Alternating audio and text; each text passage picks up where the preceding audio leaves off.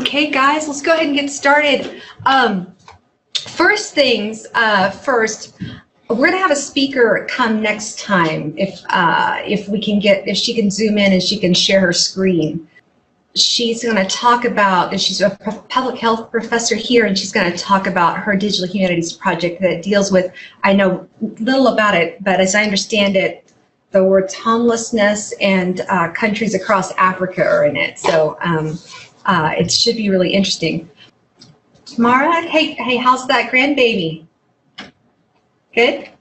He's doing really well. Of course, new baby, only a week old. He doesn't want to sleep yet, but he's doing great. Is this your first grandchild? Yes. And I was just telling Greg, I think I'm still very sleep deprived. I got 4 hours of sleep in like 48 hours. So oh my God. I'm still, and it wasn't even me doing the work. It was my daughter, and I'm still sleep deprived. Daniel. All right. So I wrote that down here. I'll write it down here. We've got Tamara and Greg and Katie and Peter and Bob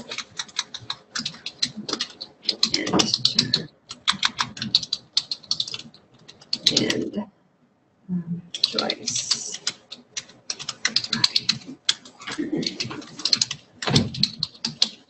Okay, just a reminder, in a couple of weeks, we won't have a face-to-face meeting because of 4Cs.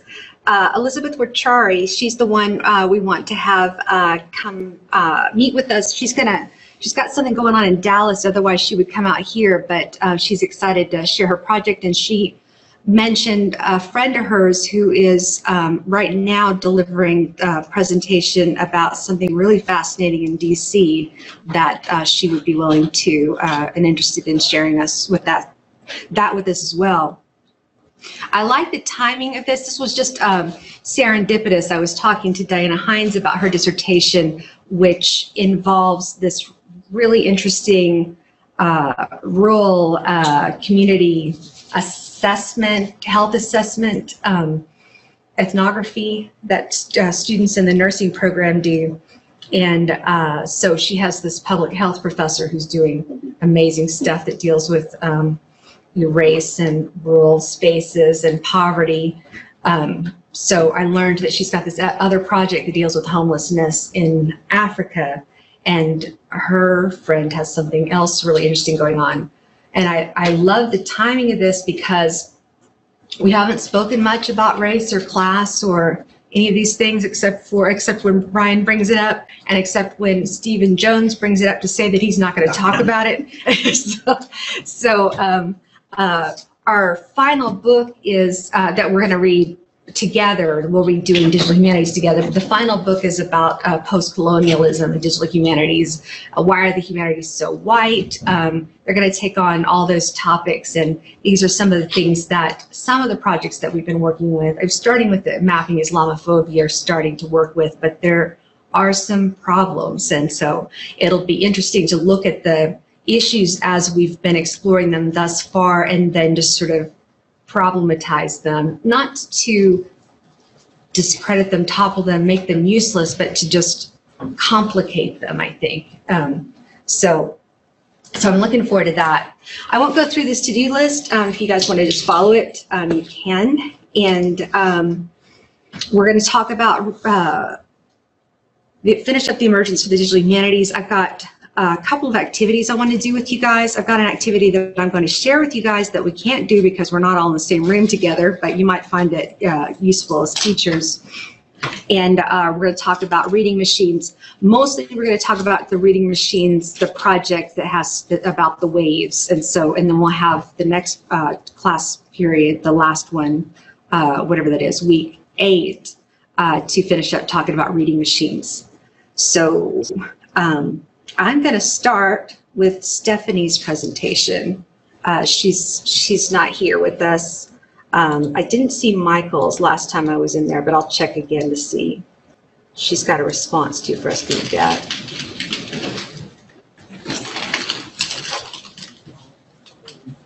So here's Stephanie. Everyone. Today, I'll be presenting the Endangered Languages Project. This project website features an interactive map that details all the endangered languages in the world. I'll start with a short presentation, and then we'll explore the website. According to the Endangered Languages Project, at the turn of the century, half of the over 7,000 languages of our world will be lost forever. Much like living beings, languages are born to die. However, many believe they should not be dying at the alarming rate they currently are, which is the very reason for this project. With every language that loses its life, there will also be a loss of culture, knowledge, identity, and a unique experience lived. The visual tools that have been created for this interactive map allows for the whole picture to be seen at once, which in turn allows us to understand the magnitude of the severity of lost language, something we may not see in its entirety by just reading the text on the subject. Here's a short introductory video from the website.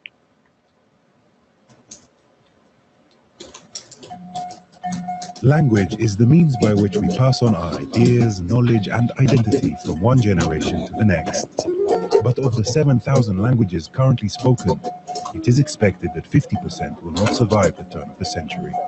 And when the last fluent speaker of a language dies, we lose the centuries of knowledge and traditions that have helped shape who we are.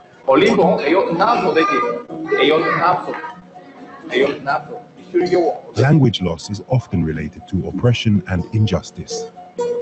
For these communities, preservation of their language is about the restoration of their cultural identities, their values, and their heritage.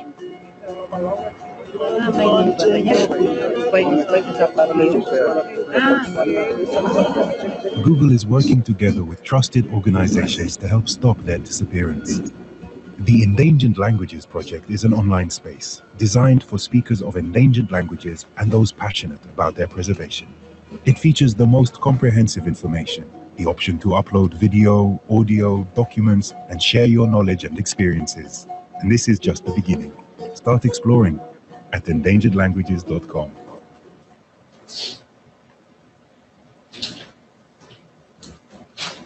The project is powered by Google, in which endangered languages are mapped out with colorful icons, which include green for at-risk languages, orange for endangered, and red for severely endangered. When you click on one of these icons, it opens up a page that includes that language's metadata, along with additional resources, activity, and information that's put together by the accumulated sources of this research. This may include additional details on the number of speakers of said language and any conservation efforts. Anyone can register to become an active participant on this site, where you can upload resources such as documentation, video, audio, or teaching material in an effort to preserve and save a language. Google powered this project, but it's now in the hands of the Alliance for Linguistic Diversity, which includes the First Peoples Cultural Council and the Endangered Languages Project team at the University of Hawaii at Manoa. Participation to join this alliance is open worldwide. This project is relevant to us because it's part of us. Our cultures connect and enrich our world. When a language is lost, so is culture. While it is inevitable for a language to die over generations, that does not mean we cannot do our part in contributing to preserve both language and its unique cultural history. Perhaps some may even be saved. So now let's go see the website. Here's the homepage for the Endangered Languages Project. We can go instantaneously to the map, or we can scroll down and browse resources by category. These are the sort of resources you'll find when you click on the icons on the map. We can see the map through 3 different views. A simple view, which is what you see right now. A more detailed view.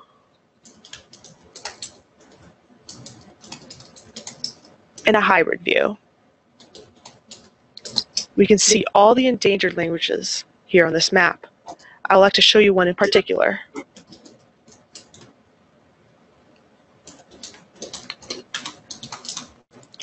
If we zoom here on Colombia, we'll find an endangered language called Palenquero. This is a Spanish-based Creole language that's endangered with only 500 native speakers. I'll click in so we can find out more. Here we see some of the language metadata, its other names, And further resources can be found below, in which we see all the different sources that have contributed to this page. Here we see that the ethnic population is 3,500. We can go to another source, and instead of endangered, they consider it threatened. The next source considers this an endangered language.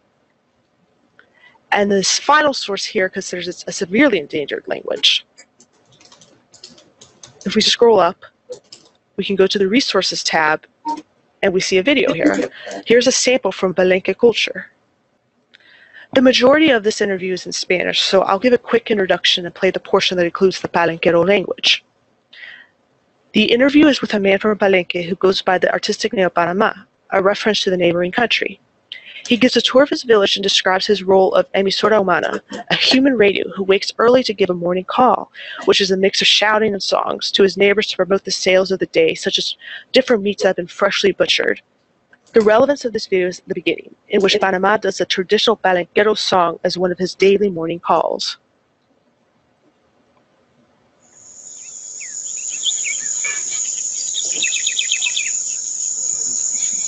Toane lo mismo, toane lo mismo, ya que le palengue,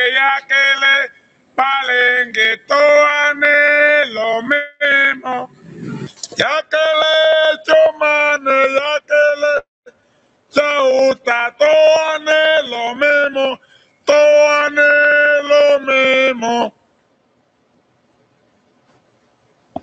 I definitely encourage everyone to check this map out.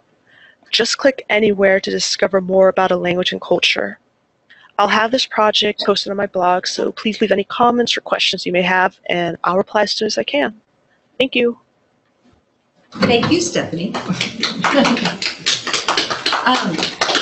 So, of course, we don't have Stephanie here with us, but as she said, she did post about this on her blog. So if you guys have questions or thoughts that you want to share with, or maybe you look at it and you want to share your great finds, respond to her in her blog. I'm sure she'd appreciate it.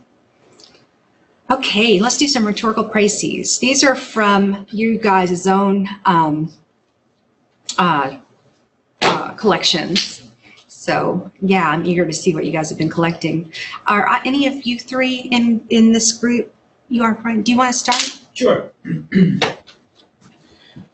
This is based on an article called Precarious Labor in the Digital Humanities. Christina Boyles et al. In Precarious Labor in the Digital Humanities argue in favor of employing people full-time to develop the type of projects that are typically grant-funded and short-staffed by postdocs and other contract workers. They reinforce their claims by explaining the relegation of digital humanities professionals to something like administrators, the need for such professionals to seek additional employment opportunities through additional education, and chronicle the price of such a certificate. The author's purpose is to argue that the current state of digital humanities professionals in the higher education system is untenable and should be addressed. They write in a logical but easy to follow manner for general interested audiences.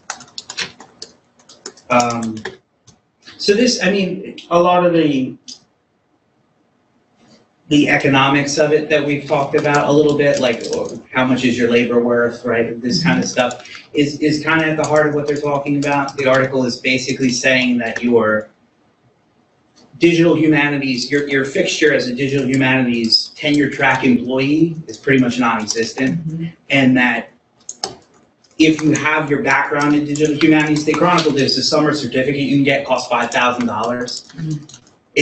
So you have to go in the summer to take classes and get this certificate to be useful in this, to market yourself as a digital humanities, but then you'll be on a series of short-term contracts like a postdoc, and your only alternative if you want to stay in education is to supplement your income, right, to have an all-back type side gig, basically, and that the university system as a macro level doesn't value them enough to hire basically even like one per institution.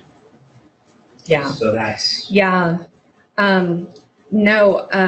What was this? A Chronicle of Higher Education? No, this was the American stuff. Oh, I have it. I printed it. American Quarterly. American Quarterly. Okay. Yeah, it's so important. We did a few years ago, this CLIck project went dormant, the Converging Literacy Center, and it's designed to do digital stuff, and it's designed to do community stuff, and it's designed to do social justice stuff. It's designed to do a lot of things, but the digital is really important to it. So when we decided to do sort of a feasibility study about the potential for doing a project like this back in 2007, we had somebody from OSU come down and talk about the need for the project and what kinds of resources would be necessary for a project like that to happen. And he had a number of really great suggestions, and a number of them, some of them got implemented. One of them never did, and it was exactly that. Not a digital humanities person yet, but I think you would call it that person now. But that two things. One is that people who get hired on to do digital humanities projects are usually part of a grant, as you're saying. So that's temporary employment right there. So there's no institutional history. And two, it's impossible to keep up with digital humanities stuff. So if, we on our campus have somebody like Mike Smith who's interested in the digital humanities. He's also working in a, digital place, but his full-time job is not to do digital humanities and to support people doing digital humanities and to find cool tools that we can use to do the things that we want to do. But that was the main thing, is that, Dickie Self said, if you want this to work, you've got to have somebody whose job it is to keep up with the technology, and to be able to do creative work with faculty with that knowledge base, because the faculty who are doing the digital stuff can't keep up, and they need people who receive the support that they need to do. So we've got a long way to go. You're right, and my battle cry is, what can the digital humanities do for me? It does mess up what digital humanities can do for me if the people who are working with me on digital humanities projects are, as they have been, doing it in addition to their full-time jobs. So, yeah, something's got to shift. Things are changing. Those alt-act jobs are getting more and more common, and people are putting resources into it. A lot of the jobs are starting to have digital humanities components. The one that we're searching for and we're doing campus interviews for next week, we had two targets, and they're already embedded in our comp program, and we wanted to double down on it. It was social justice and digital humanities. And so and that came from the college, looking at what we're doing and what our doctoral program's reputation is out nationally. In the Rec Comp side, I know less about it in the literature side, but it's social justice, community writing, and digital humanities. We need more of that. So, but that is, again, somebody whose full-time job is a Rec Comp person who does digital humanities. So, yeah, on the side. That's what this article was about, basically, this on-the-side status. Is you can't keep up, right? Like you said, it's always changing. For something like that, you need a proper department, right? Well, agreed. Yeah, because you have to keep up with your scholarship, and so you can't be researching that stuff. And somebody like me, I don't have the talent set to find the cool stuff and to have vision for the kinds of things that they can do. But if this person's full-time and they have benefits and they've got tenure, maybe, then we can come together, and I'll show you an example of a really good model that has sort of gone dormant. But we can work. I can go work with this digital humanities person whose job it is to do this full time, and I could say, I want to do this thing. I have no idea what it would look like. And they say, you know what? I do. We could take this part from this thing, and this part from this thing, and this part from this thing. Let's write a grant together. I've got time. And so, but it's also that invisible labor. People don't know how much work goes into digital stuff. And is it service? Is it scholarship? Where does it land? So again, that's the alternative academic jobs that we're talking about. So yeah, it's important. So yeah, practical stuff. What about you guys? Any rhetorical précises up there? Yeah, go ahead, Jennifer. Yeah. I'm sorry, could you pull it up though? Oh yeah. Can you hear me? I don't have it anywhere, but. Oh yeah, can I pull it up? Yes, of course. Yes. Okay. Yeah. Where my brain is. Let's try. So I almost did one that was, I think they're dead languages, but they might be endangered also, that University of Texas has. So I might double check that and tell Stephanie about that later. But I did not do that one. Okay. Let's see. What group are we on? You're in group 2. Okay. Yes. 2. Okay. So it is out of order.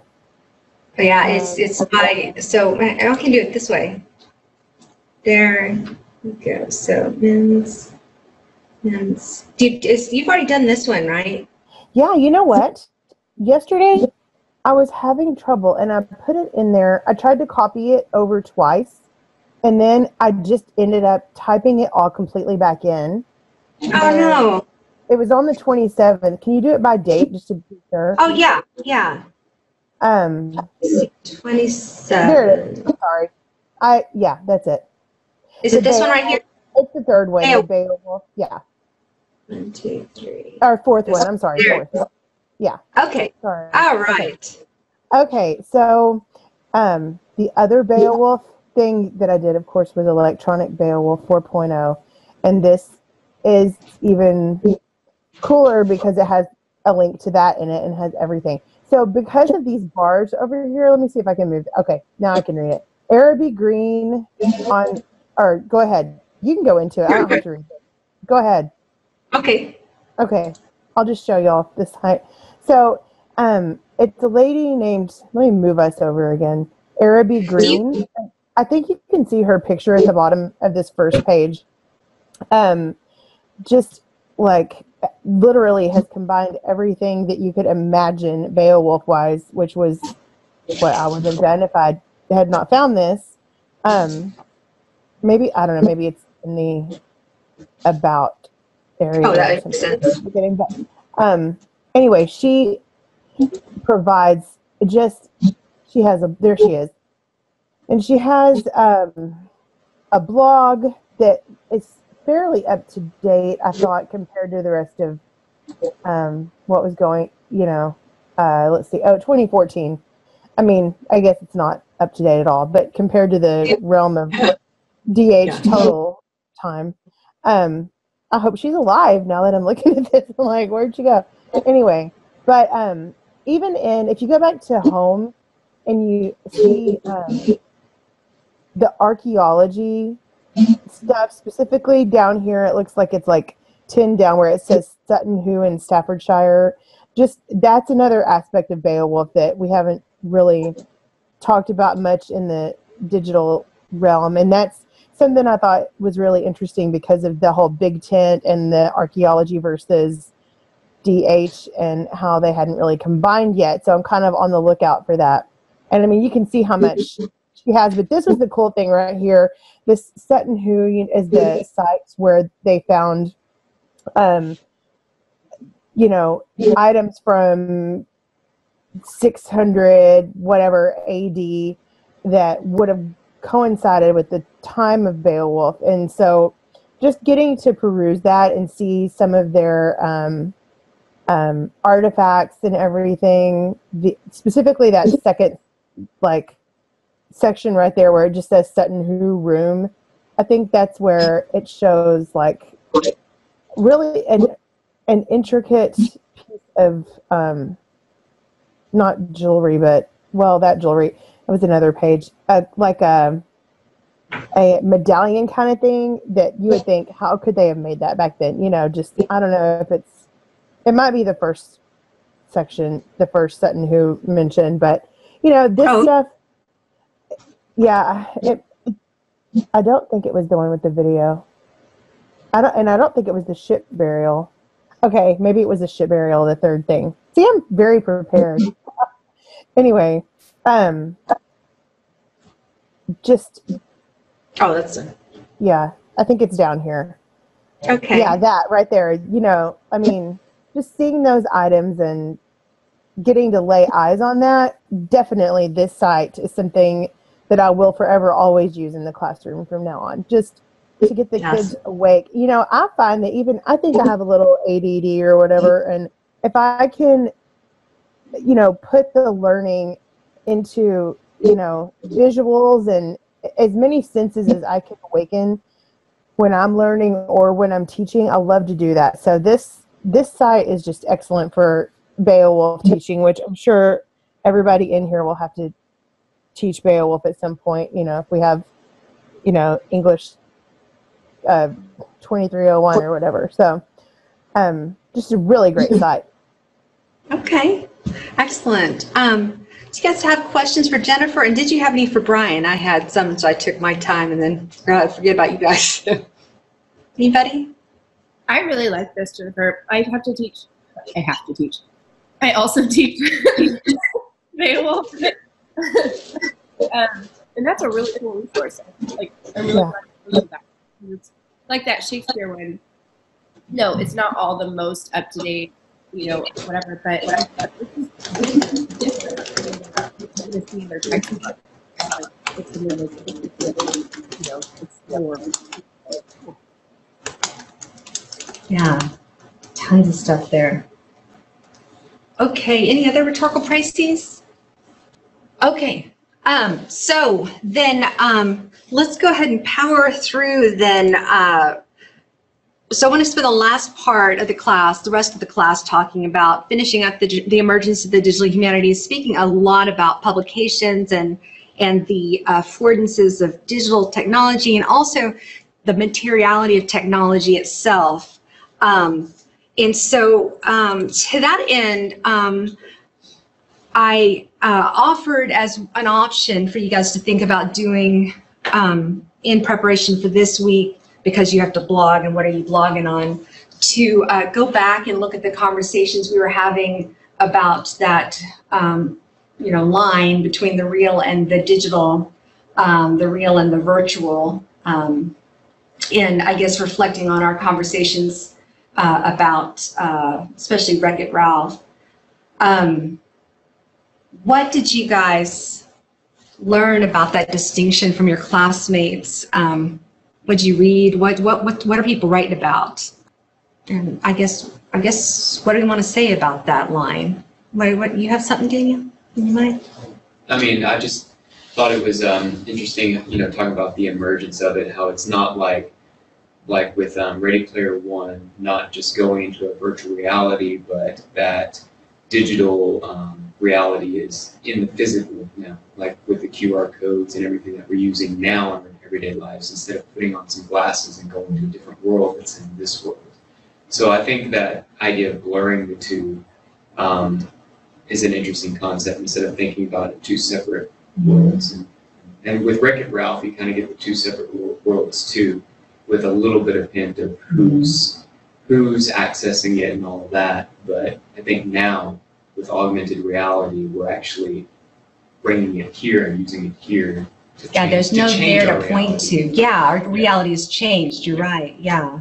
So I think all the movies kind of presented as two separate things. Even now, Ready Player One, and we're changing reality now instead of going into a virtual reality.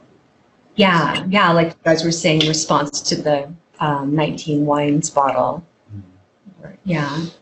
You're bringing that thing to life that's in front of you. Yeah. And it reminded me of, like, a while back, Pokemon Go.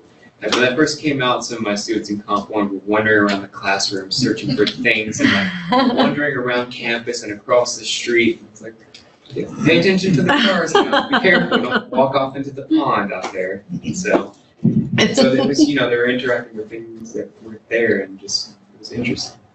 I don't know if that's still. In that, in the practices chapter, that book too, the between page and screen. Yes. I mean, that was like exactly this question. Yes. well, I don't even know because this book is like the coolest thing I've ever seen. Yeah. No, that's too cool. Really true. I pulled that up. I'll show you guys a video. It made me think about just pop-up books in general. So I'm going to show you this Paddington clip. Anybody see Paddington 2? So good, right, Bob? So good. It's just, oh, my heart is warm. Paddington 1, not so much. I mean, it's good, but Paddington 2, yeah, I was also a big Paddington fan when I was a kid. But oh, it has all these messages about colonialism and everything. Ah, that must be the popping book. Very interesting. You see, Madame Costa's great-grandfather, who started the fair, was also a brilliant artist. And every time they visited a new city, she made a popping book to remember it by. Oh, and this is London.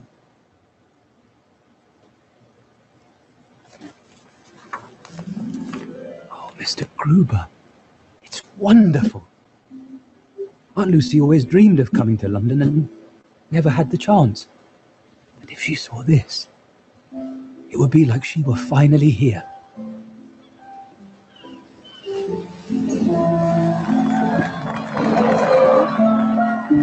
Aunt Lucy!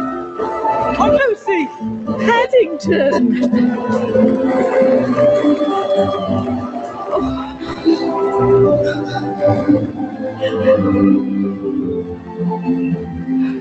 Come with me, Aunt Lucy. Oh, yes, please. I want to see everything. Well, what do you think? It's wonderful. All aboard! 1.5 bears, please. Mind your step down. Thank you. What was that?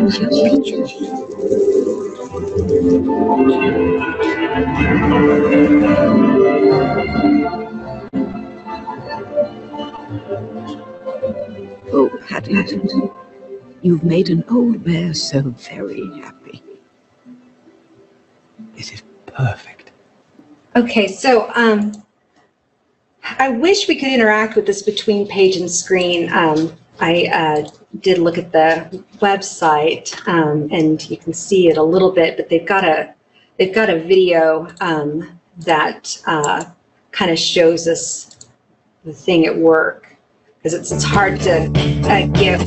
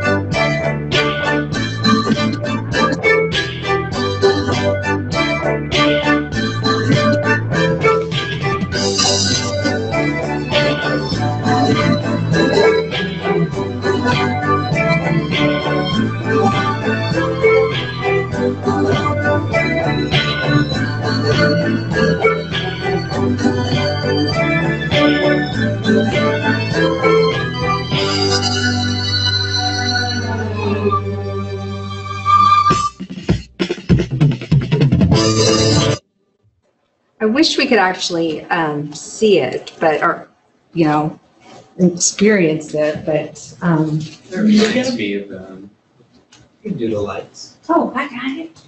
I was Keep me active. walking through the bookstore and I saw this this little back of this Bible, and it shows like holding your iPad over it to access all the like comments and information and maps. But you had to hold your iPad over it. I guess if you bought it, they gave you an app or something, and you held it over it. And Like that's where all the notes and commentary were from the website. That's and based on interesting. the page, it brought all that in what was invisible to the front. Okay. So interesting. Yeah, that is interesting. So why does he show us or talk about between page and screen? What does he say that helps us understand about the aversion and possibilities for digital humanities? With regards to the Jones book, was that what you? Yeah. Well, the crisis, the publication crisis of, it reminds me of the music industry.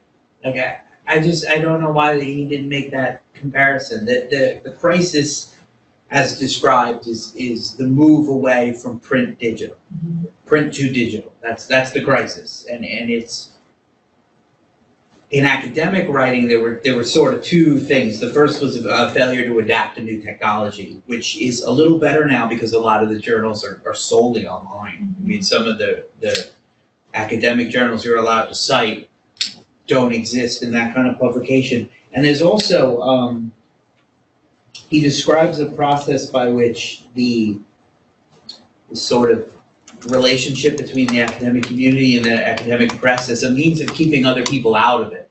Because he talks about how the digital humanities are using blogs and microblogs, and people can respond, so it's a public forum, and that's a crisis in the eyes of the academic community. And the only conclusion I could draw was democratizing the access was something they didn't like.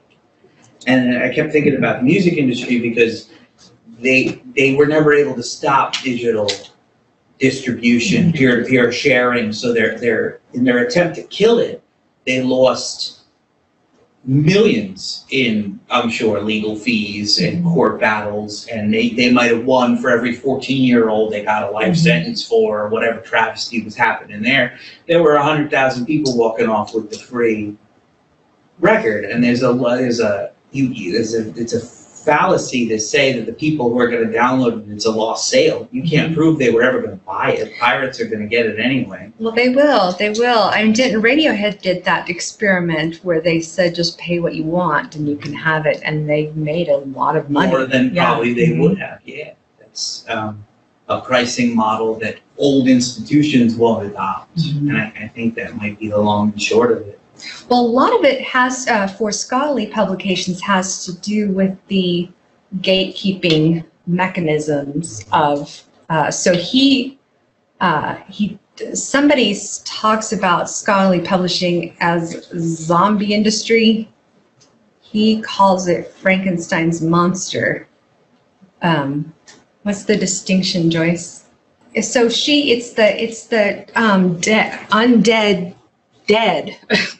The scholarly publishing is, and he said no, it's just stitched together monster. That are you kidding me? I don't have it. What's that? Dr. Carter? Yeah. So while I was reading that section, like I was really intrigued with, if I remember correctly, because I'm still sleep deprived, but the tone where he was almost condemning those who were publishing online without going through that scholarly publishing mode. And I think it's almost this fear, what I gathered from it is this fear that if we don't have to go through that channel, then just anyone can publish. And so then what keeps us separate? And I don't even think we have to be separate. So like my students right now won't go to the library and check out a book, but they will read almost anything on their phone. And I ask them why this aversion to the library? And they say, well, I'm not smart enough. But they're reading on their phone. And I think that society has almost placed this condemnation on just anyone can write without that public channel or that educational channel, academic channel. And that's what I gathered from it. I don't know if I'm far off the mark or if I wasn't understanding, but that's what I was thinking. Well, I think that's a major part of what he's talking about. One of the big complexities in this world where everybody can publish is in academia, peer review is the way that you get any the way you get tenure, the way you get promoted, the way you get a reputation. I was thinking like like I go to G library database of mine or whatever, and I'm searching for something, and I click peer-reviewed scholarly journal. I'm setting those credentials because that's what I'm expected to put into my work, and that kind of goes around that. It does. If we don't publish in those peer-reviewed venues, then we don't get tenure. And that's exactly right. But the intriguing thing is now as an educator, I'm encouraged to blog and to tweet, but those aren't peer-reviewed. But that's something that people follow the blogs and people follow the tweets. And that's what gets my name out there, and principals recognize that. And it's almost paradoxical. Yeah. One thing he didn't talk about, and I'll want to go ahead and I'll move on to talking about writing with clay in a minute, and then we'll come back to this, is that, did you guys hear, there was a study in the journal Nature about the validity of Wikipedia. You guys heard about this? You have, Tamara? Yeah, so they did an in-depth study of Wikipedia versus Encyclopedia Britannica. Encyclopedia Britannica, they carefully source experts. Wikipedia, it's crowdsourced, and we were, when they brought this study out, we were incredibly skeptical of any crowdsourced thing.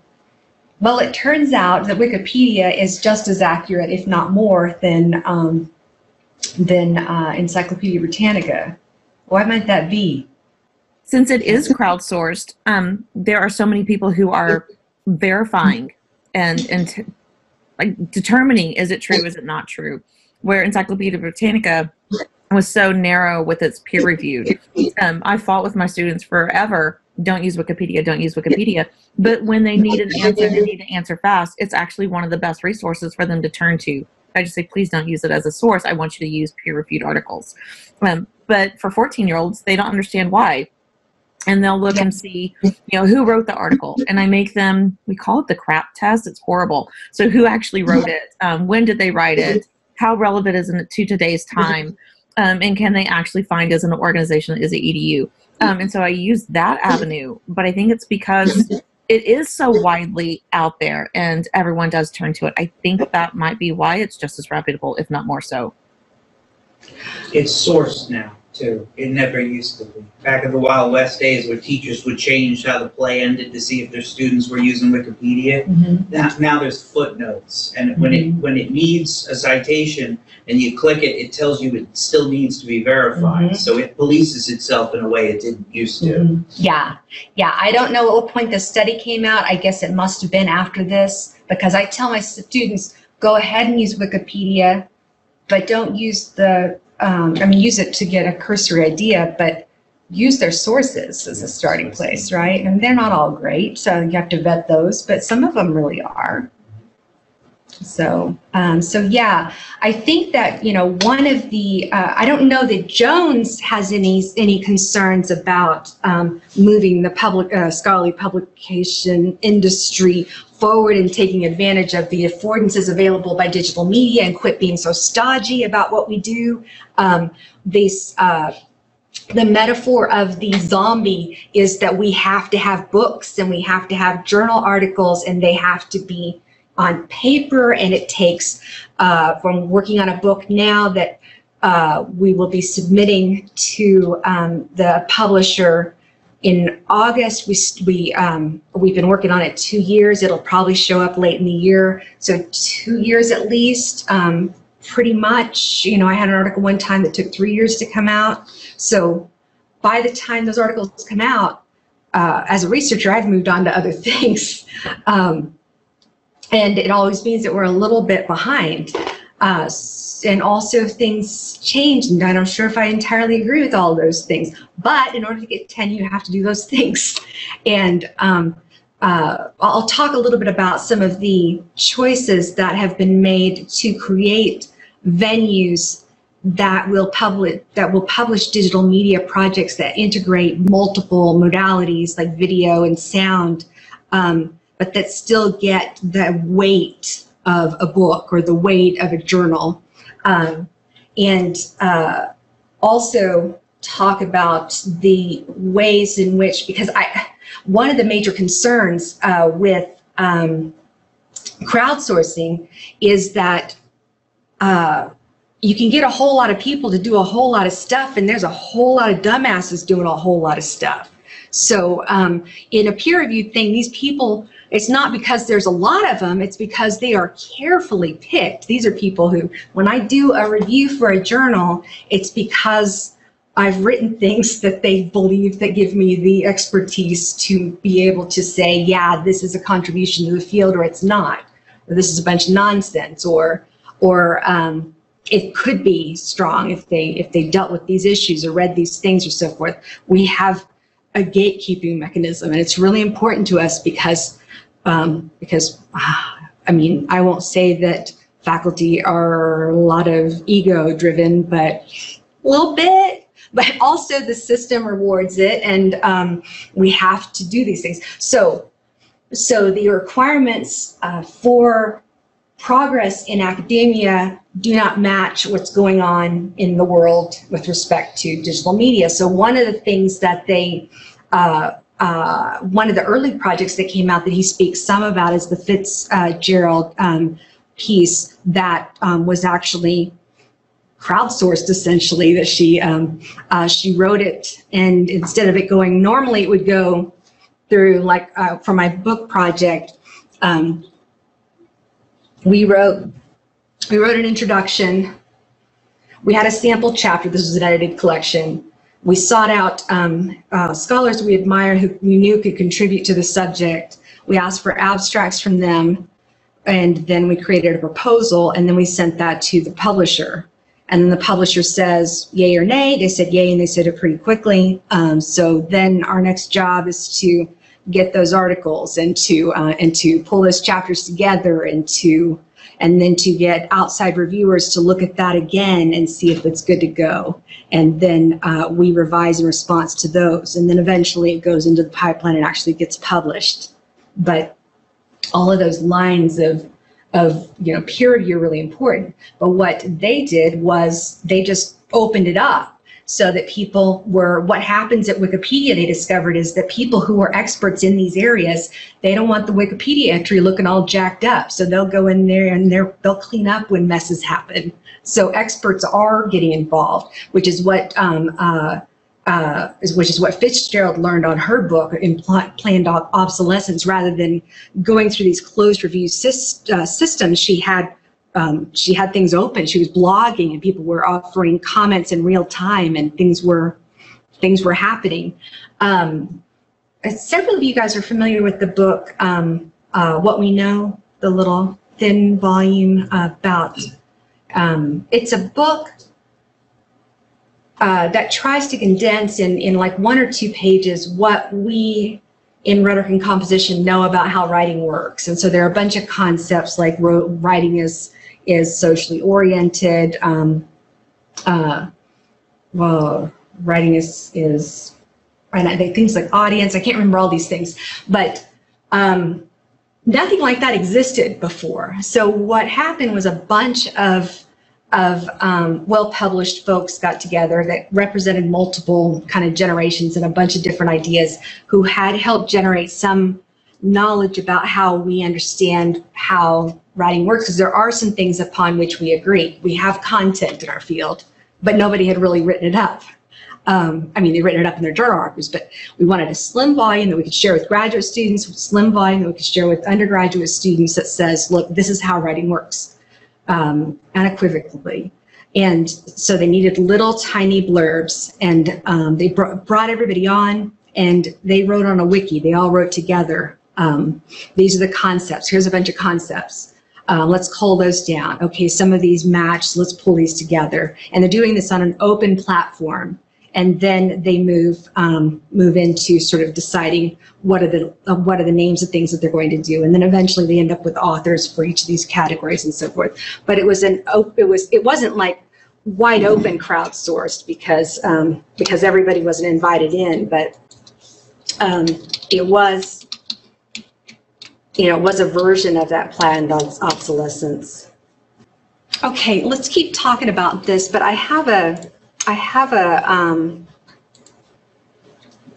like to talk to you a little bit about history of writing tools. In preparation for a deep dive into our assigned readings, I want to talk about these writers and their tools because Jones has a bunch to say, as we talked about the affordances, the Cynthia Self term of the digital when it comes to technology. But one thing that he doesn't do a lot of, I think he hints at it, but I'd like him to do more of, is the materiality of digital humanities, the wine bottle, for example. So what I want to talk about is writers and the tools that they use historically and I'm rhetoric and composition, so I'm thinking about it in terms of what literacy in mind reading and writing, writer and writers, texts and technologies that make reading and writing possible. But, you know, we're dealing with text, so it's relevant to all of us.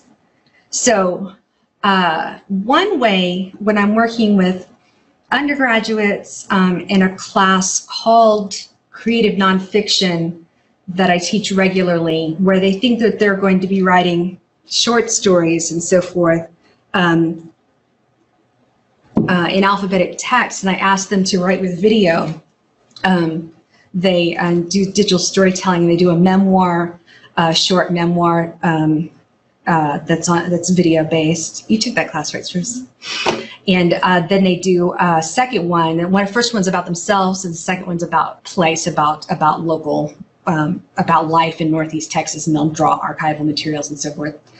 So what I have to get them to think about is to think about writing in broader ways, that it's not just, you know, pen and paper. That writing is writing is writing is writing. And I've done it with graduate students, and I've done it with faculty across the nation, but we can do it in here. It's writing with clay. This is available if you guys want it. Oh, shoot. I'll have to look at it from here. Okay, so here's the description of the assignment, and I'll make that available over there. From cave paintings to clay tablets and typewriters to new media, technological advances are constantly changing the way writers write. The purpose of this workshop is to consider the affordances of various technologies in order to choose the best ones available for the job. In this hands-on workshop, which we cannot do, participants will explore various roles played by writers' tools by experimenting with materials rarely associated with writers and reading in an academic context. Clay, I bring in blocks of clay or Play-Doh. We began with a brief discussion of the important ways new technologies have affected the way writers write throughout time. And this is the thing that I'm going to talk to you guys about, this lecture that I'm going to give you, is what I would give them in a briefer version to frame them writing with clay. How did writers approach a writing task when the only tools available were clay tablets? How about later, as pencil became more cheaply and widely available? How did the invention of the typewriter change the way we write? Not to mention the pencil, ballpoint pens, correction tape, whiteout. Together, if we were able to do this together, we'll experiment with a variety of rhetorical situations and a range of likely unfamiliar tools, specifically clay, a tool that is wholly inappropriate for this, and then discuss their impact on the resulting composition and the composing process itself. So the supplies are 4 ounces of non-toxic modeling clay and a little short wooden skewer for composing. I usually do toothpicks, and some wax paper for the desk because sometimes we want to move them, some pre-moistened towelettes, and they need their phones or access to Google Maps and a translator. So their first job is to prepare a clay tablet to use as a writing surface. And then with the stylus provided or any other implement that's on hand, then they should try the writing assignment. I'll tell you what the writing assignments are, and then I'll tell you what sometimes happens, what often happens. So for this, we were reading a novel called Cedar Crossing that is it's actually written by a former student of our university who graduated before we desegregated, who was given an assignment in the 50s to ask a grandparent about something in that town that they've always remembered that has always perplexed them. And he lived in a white community in a segregated racist area. And his grandfather was an outspoken racist, but the thing that upset him the most, that he can't stop thinking about, is a lynching that took place in that community and when he was, maybe a teenager. And so the novel is this deep dive into him learning this story and learning about layers of racism and the complexities of people who work together and live together, and the complexities of secrets and the pain of having those come out and the ways that they affect different people and so forth. So basically, this could be any novel, but I asked them to select a brief but meaningful quote from that book and then translate it into an unfamiliar language. So one time, my students decided to take that quote and to translate it into Klingon. And they then, because it needed to be an unfamiliar language, totally unfamiliar, and so so they prepared their tablet and they started to write, and they discovered, first of all, that why do we make a flat tablet? Why do we do that? And they discovered they don't have enough space, and they discovered that it's totally illegible because the clay picks up in different places and messes things up. Because part of it is not only do they need to do this writing exercise, somebody has to read it. So then they have to do, another option is a pair would write a letter to a friend where they recommend Cedar Crossing. Why might they pick it up? What should they be prepared for? And the same thing kind of happens there, but in this case, they have to think about how they will get that letter to their intended party. And the fun thing about this, there's several fun things about this, but one of the most interesting things about this is it's totally baffling to them, and they want to do it right. And they'll say, well, can I, and whatever words that come out of their face next, I say, yeah, or I can't figure out how to, well, then what are you going to do about that? Basically, you can't screw this up because it's totally undoable. So they come up with some interesting stuff.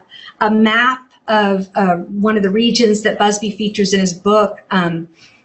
Sometimes, a lot of times, they'll begin making them 3D. So sometimes this assignment asks them to create a map that would take us to their house. I guess we're all going to go over there for a party, but they'll create 3D models of the various things that are around. And somebody created a scene of the lynching and of the crowd that was around it, and it also decided to demarcate where Commerce was in comparison to the city where this stuff took place, and they put a little car on the road where I guess was supposed to be Busby driving from that small town back to Commerce in his commute. Do a summary with an analysis of the first 3 chapters of Cedar Crossing and begin to unpack its larger implications. Sometimes this is a quote from Macbeth or something. A lot of times they'll end up with 3D kind of symbolic representations of things. Sometimes they'll create a stage. In this, we just had a lot of lynchings going on, so. And then movie adaptation, pitch a movie adaptation of this book based on what you've read, who should play each major character appearing thus far, what would you say to the potential producers to get them to understand your vision for the movie and want desperately to fund it. So in that case, especially, they have to figure out, okay, what role are text going to play in this at all? Is this just notes for me, or am I creating a movie posters, which what I eventually recommended, but can that be flat? So the goal is for them to think about questions like these. How writing, whether on clay or on computers, forces writers to deal with technology at the same time they're trying to get writing done. So I'm not usually thinking about my computer right now while I'm writing. I actually, about a year ago, bought a typewriter, a 1969 avocado green Smith, I don't remember what's, Smith Corona. And I love it. I just love it. It's very satisfying to get up in the morning. I have to shut the door because I get up really early and wake up my husband, but just tap, tap, tap. There's not a moment that I forget that I'm using a typewriter. It disappears. But my typewriter, it's like, wow, that's satisfying. Clink, clink, clink, clink, clink, clink, clink. My favorite story about the making visible technology that I am familiar with, because I'm old enough, I graduated from high school in '89, because that means 30-year reunion, and I can't believe I'm so old. I just had a birthday 2 days ago. I had just, this was a long time ago, and I was in a different office, and the person who had the office before me had been here for something like 40 years, and he still had a typewriter there, still working typewriter, plug-in kind. And my friend came over and with her 6-year-old son, and her 6-year-old son was really creative, and he liked to write stories. And a lot of times he liked to write stories that his mother transcribed. So she sat at the typewriter, and he told her stories, walking back and forth. It felt like, you know, it's the 1950s. He should have a cigarette or something like that, back and forth. And another thing, and here's how it goes next. Type, type, type, type, type, type, type. And then he sits down and reads it, and he says, that's good. Okay, how do we print? So it's just that these things are invisible to us until we start finding, you know, because I think when I pull out a sheet of paper from my typewriter, okay, well, where the hell does this go? Because file used to mean file, but now file is a metaphor. Desktop is a metaphor.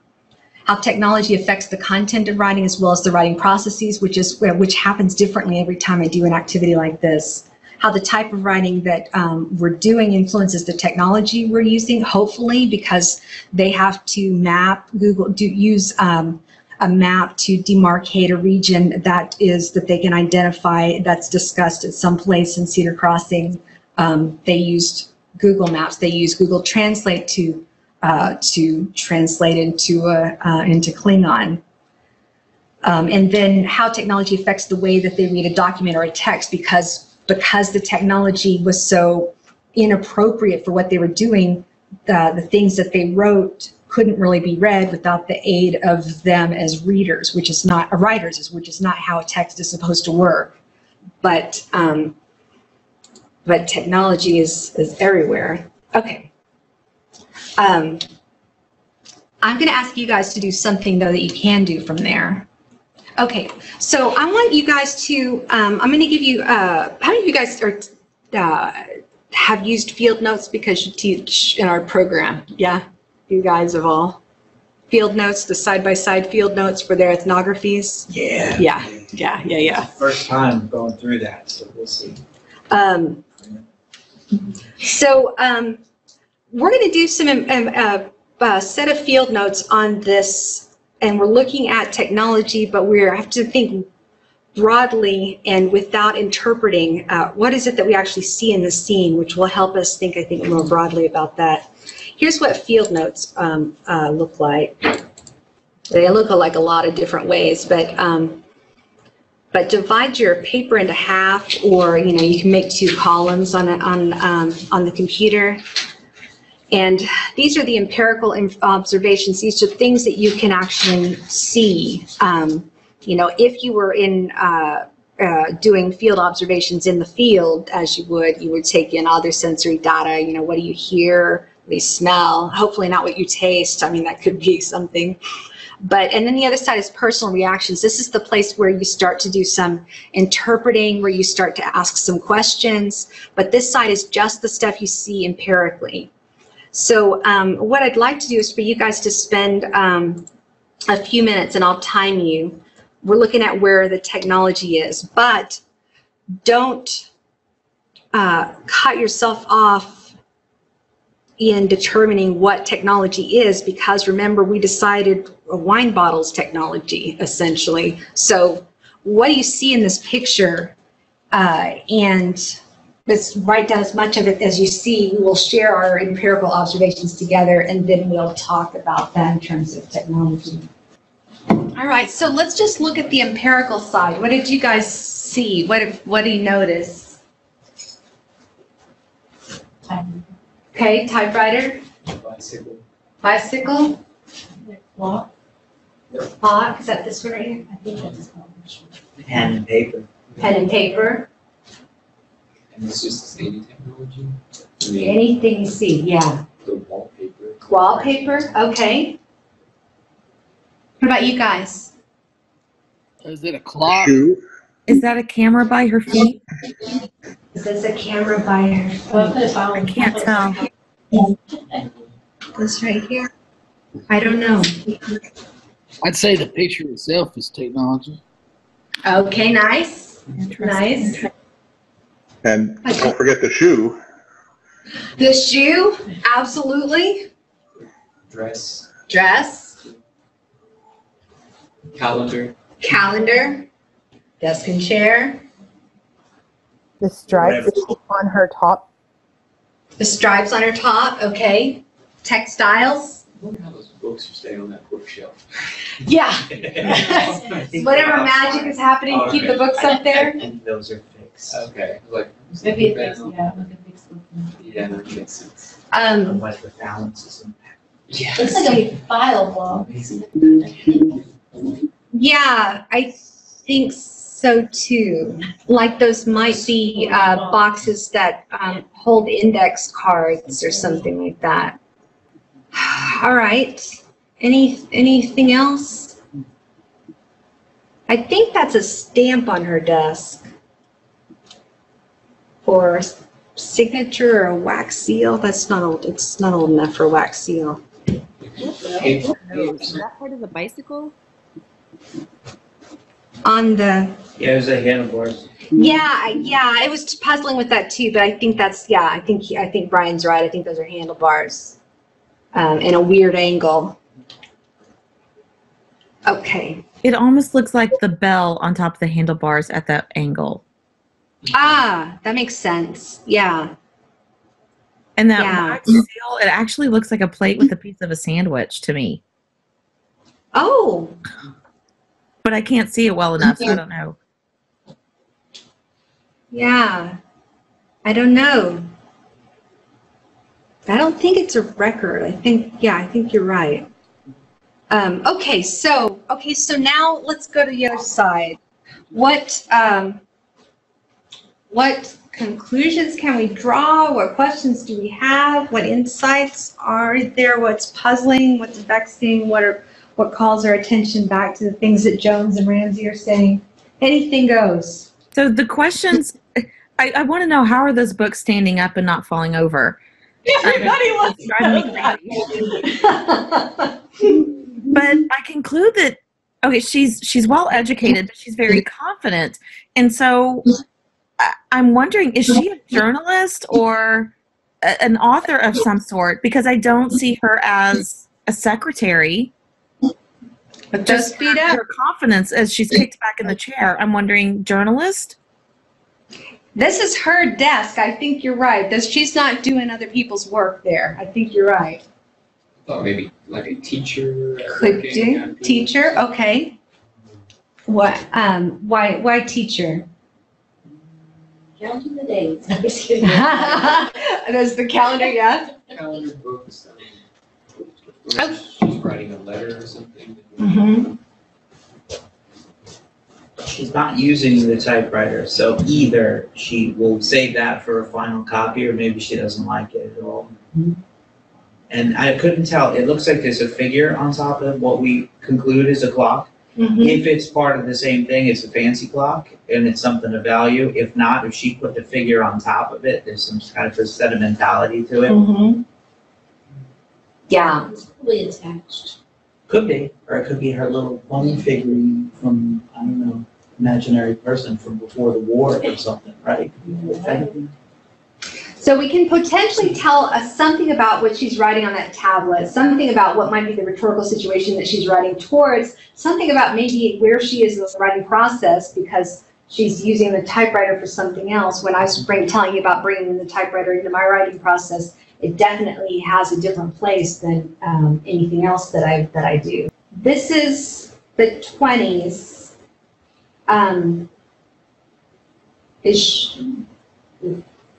What might we say about her? Is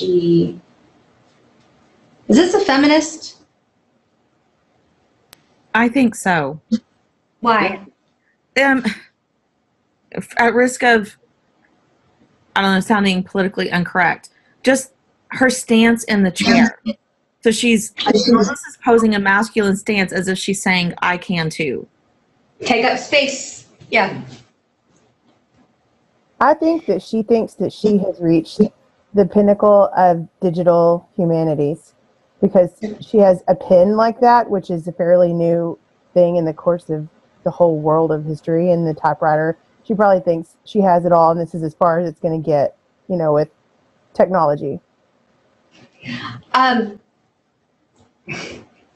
think that's her husband's desk, and she's sitting at it. Taking it over. Okay, why you say that, Greg? I'm just being. Well, bicycles are a major element of the women's movement around that time because ladies were riding bicycles, you know, they were Side saddling. they were not side saddling. And Well, there that are bicycle shows she's active, she's mobile, she's not just staying at home doing a woman's job. She's going out in the community, and she's her own. She's so self-sufficient right there, right? She can go places, she knows what time it is, so she can take this places and write with it, or she can stay here and write. Calendar says November. Calendar says November. Okay, well, she might need a jacket, but she can go out there.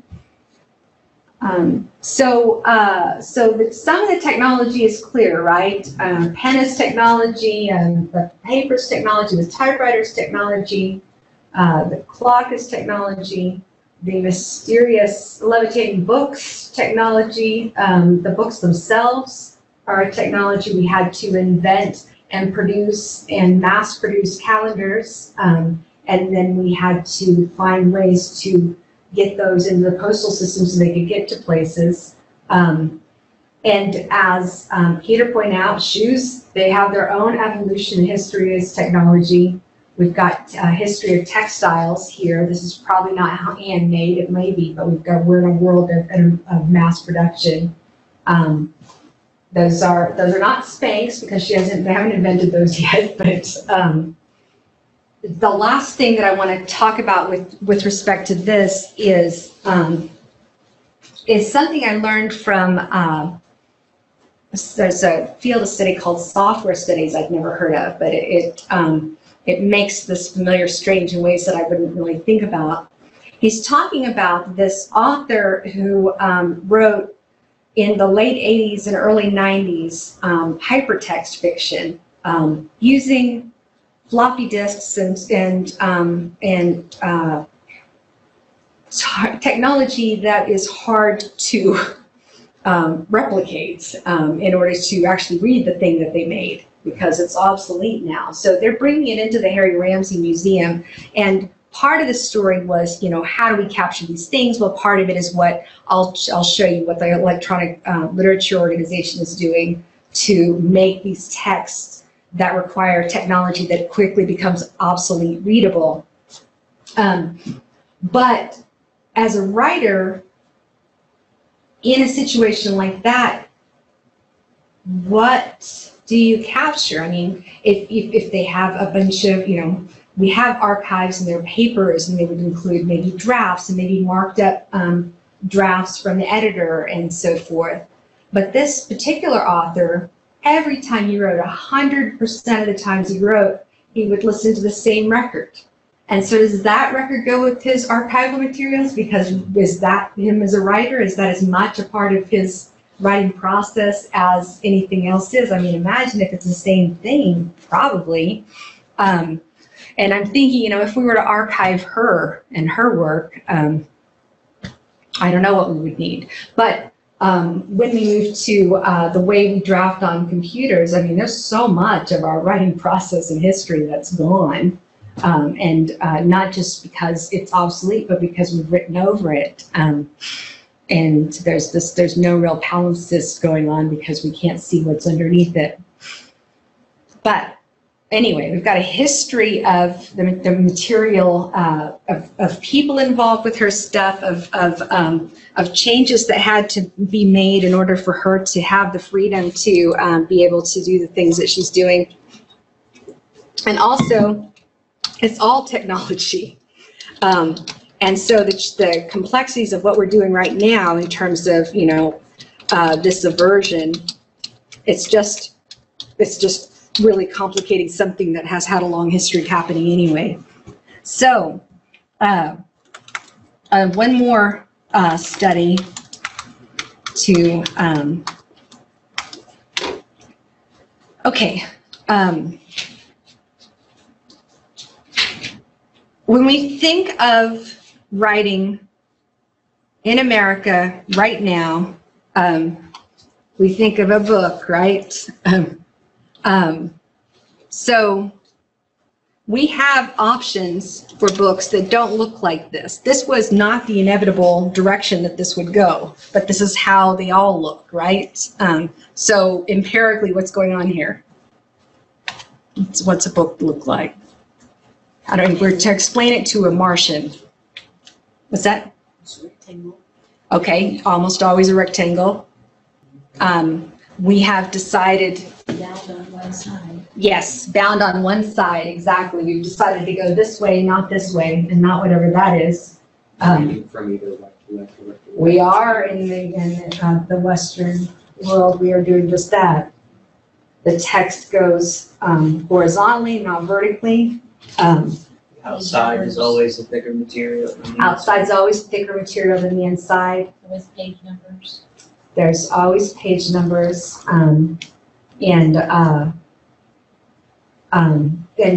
outside is always doing something. I mean, that's why we have the metaphor, don't judge a book by its cover. It's always got either a barcode or something. Mm-hmm. Some way, because this is mass produced, some way to you know, inventory it and keep track of it. Some people who have names have to say good things about it, no matter what kind of book it is. Yeah. And then something about the authors. Something about the author, a picture of them with their dogs on the back flat cover. Yeah. Usually they have a younger picture. Always, yeah. Yeah. I still look like this, I promise. But this is not inevitable. The shape of the typewriter is not inevitable. Even the way that the you know, we've got, it's called QWERTY, the book, the ways that our keyboards laid out, that wasn't inevitable. And we went through a lot of iterations, and that's how we ended up on that one. Maybe it's not even the best. We can't even always be sure about that because there are a lot of reasons why these things happen. So it seems like it's natural, but it's not. Okay. I want to look at the Electronic Literature Association organization. This is, let's look at Andromeda first. This, I couldn't find, they talk about this this box of memorabilia that this particular artist has, where you pick up something and it tells part of the story, and you pick up something else and it tells part of the story. That's not what this is. By the one that he's talking about, that he named, I can't remember what the name of it is, but it doesn't come up as that name, so I can't find that. But this is a physical children's book and a digital book with AR codes that needs to be read with the use of a webcam, similar to the between book and screen. The human reader shows the book to the machine, and the machine reads the code that is provided in the cards that are attached to the pop-ups. The human reader then sees on the screen what the computer has, in a sense, translated into human languages. The complexity of reading and the double process of decoding is thus one of the more interesting and significant issues of the project. The use of a children's book in the project is significant because the symbolic process that takes place while reading the text is linked to the diegetic scene of a mother and child reading a fairy tale. And this is what the author says. Andromeda is an augmented reality journey poem about stars lost and a woman named Isabel, enabled by a unique software solution and a custom marker library. Augmented reality overlays digital imagery on physical objects And in this piece, the power of a robust, multiple simultaneous recognition with sound activated through proximity has been made easy to work through the addition of a bunch of other technology. It is a unique authoring environment and a wonderful medium for poetic expression. It's the first fully realized poem written using the software, but as part of a larger suite of poems, tabletop theater, web viewable and immersive augmented reality fictions being built by Fisher. It's a pop-up book overlaid with augmented reality. So here's the instructions. A book that has to have instructions. We never have instructions on our books, right? Because the history has told us how to deal with these things, and that's why the materiality of them disappears. It's brought to life when a reader using a camera attached to a computer unlocks the textual, video, and audio elements associated with the markers. And so instead of having a book that's bound with pages that we open and the AR codes are read by the computer in order like a bound book, this one is a diorama essentially with things that you pick up. There we go. When the stars drop and resist, we sing the same things like the same great exercise. Remember poor Andromeda chained out by the Poseidon's cave? I saw her pictures of a child when it was delicately wearing her chains. Even then I wasn't. Later, the cheeks flashed from our encounter with the real. The girl from Brigham Young had expected to make love to him, her left hand stroking my cheek, the first of her fingers venturing me.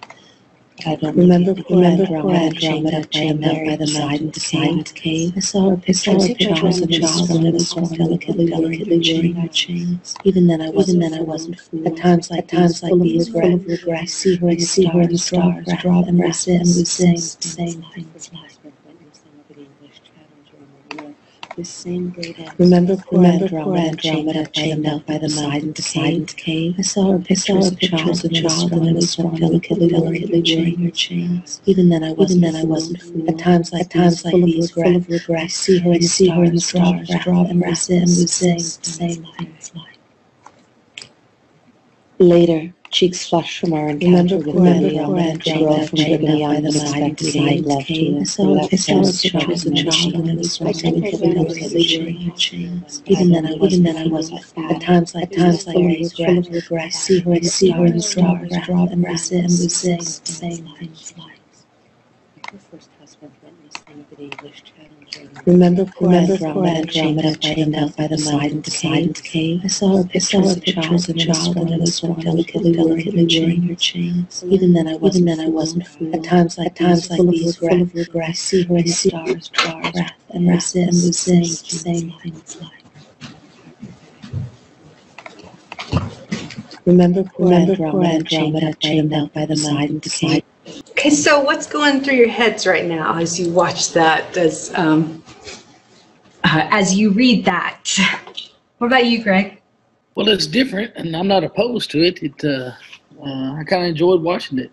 A little difficult. I don't know if it's just me on my end hearing what she's saying, if it was because of the video aspect. I don't know if the other online people had a tough time hearing it, but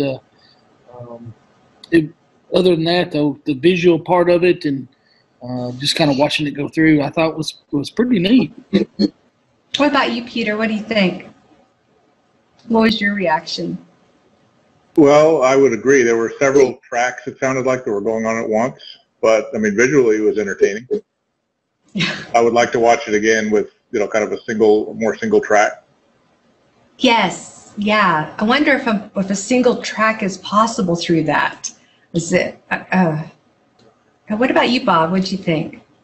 That's my second time watching that today, and I still don't get it. It's like a really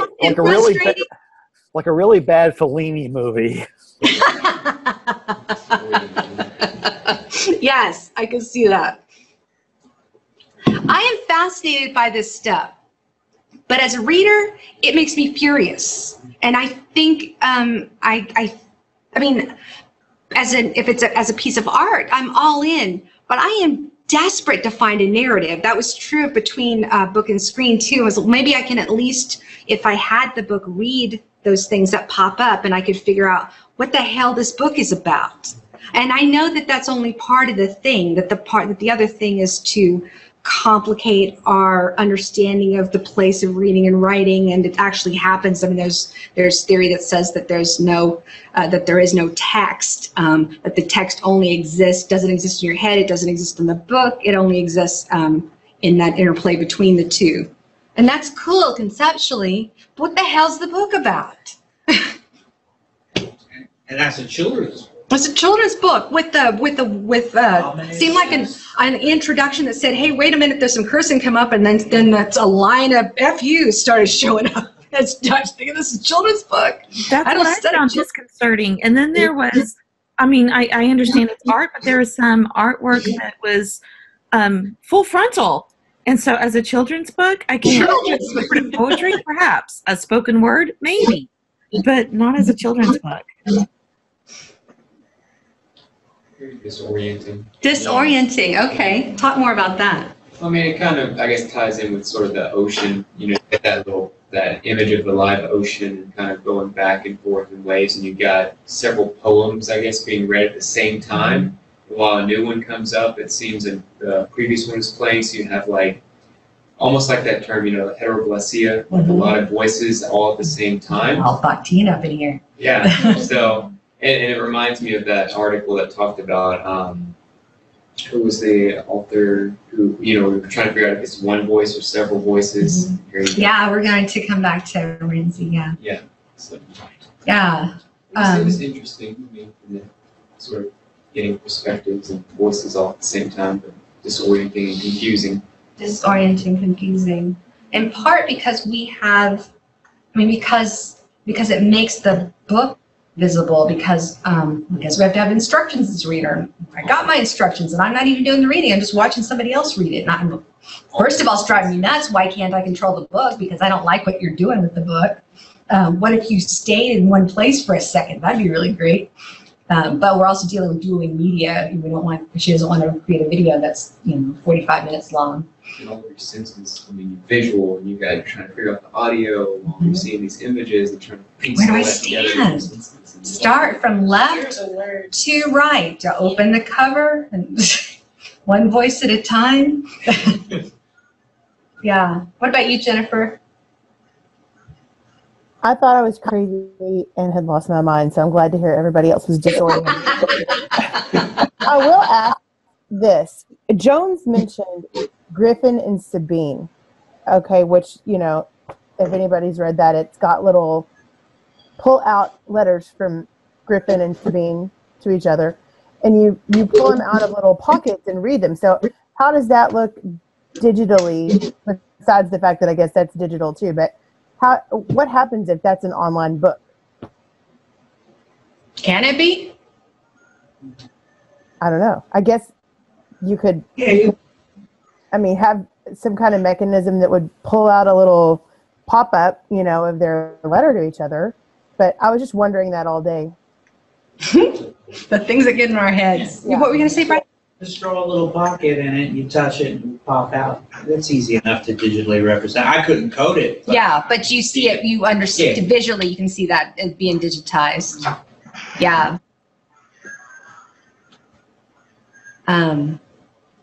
Audience would be for this, because like I feel like if it's a children's book, it's definitely obviously not directed for children.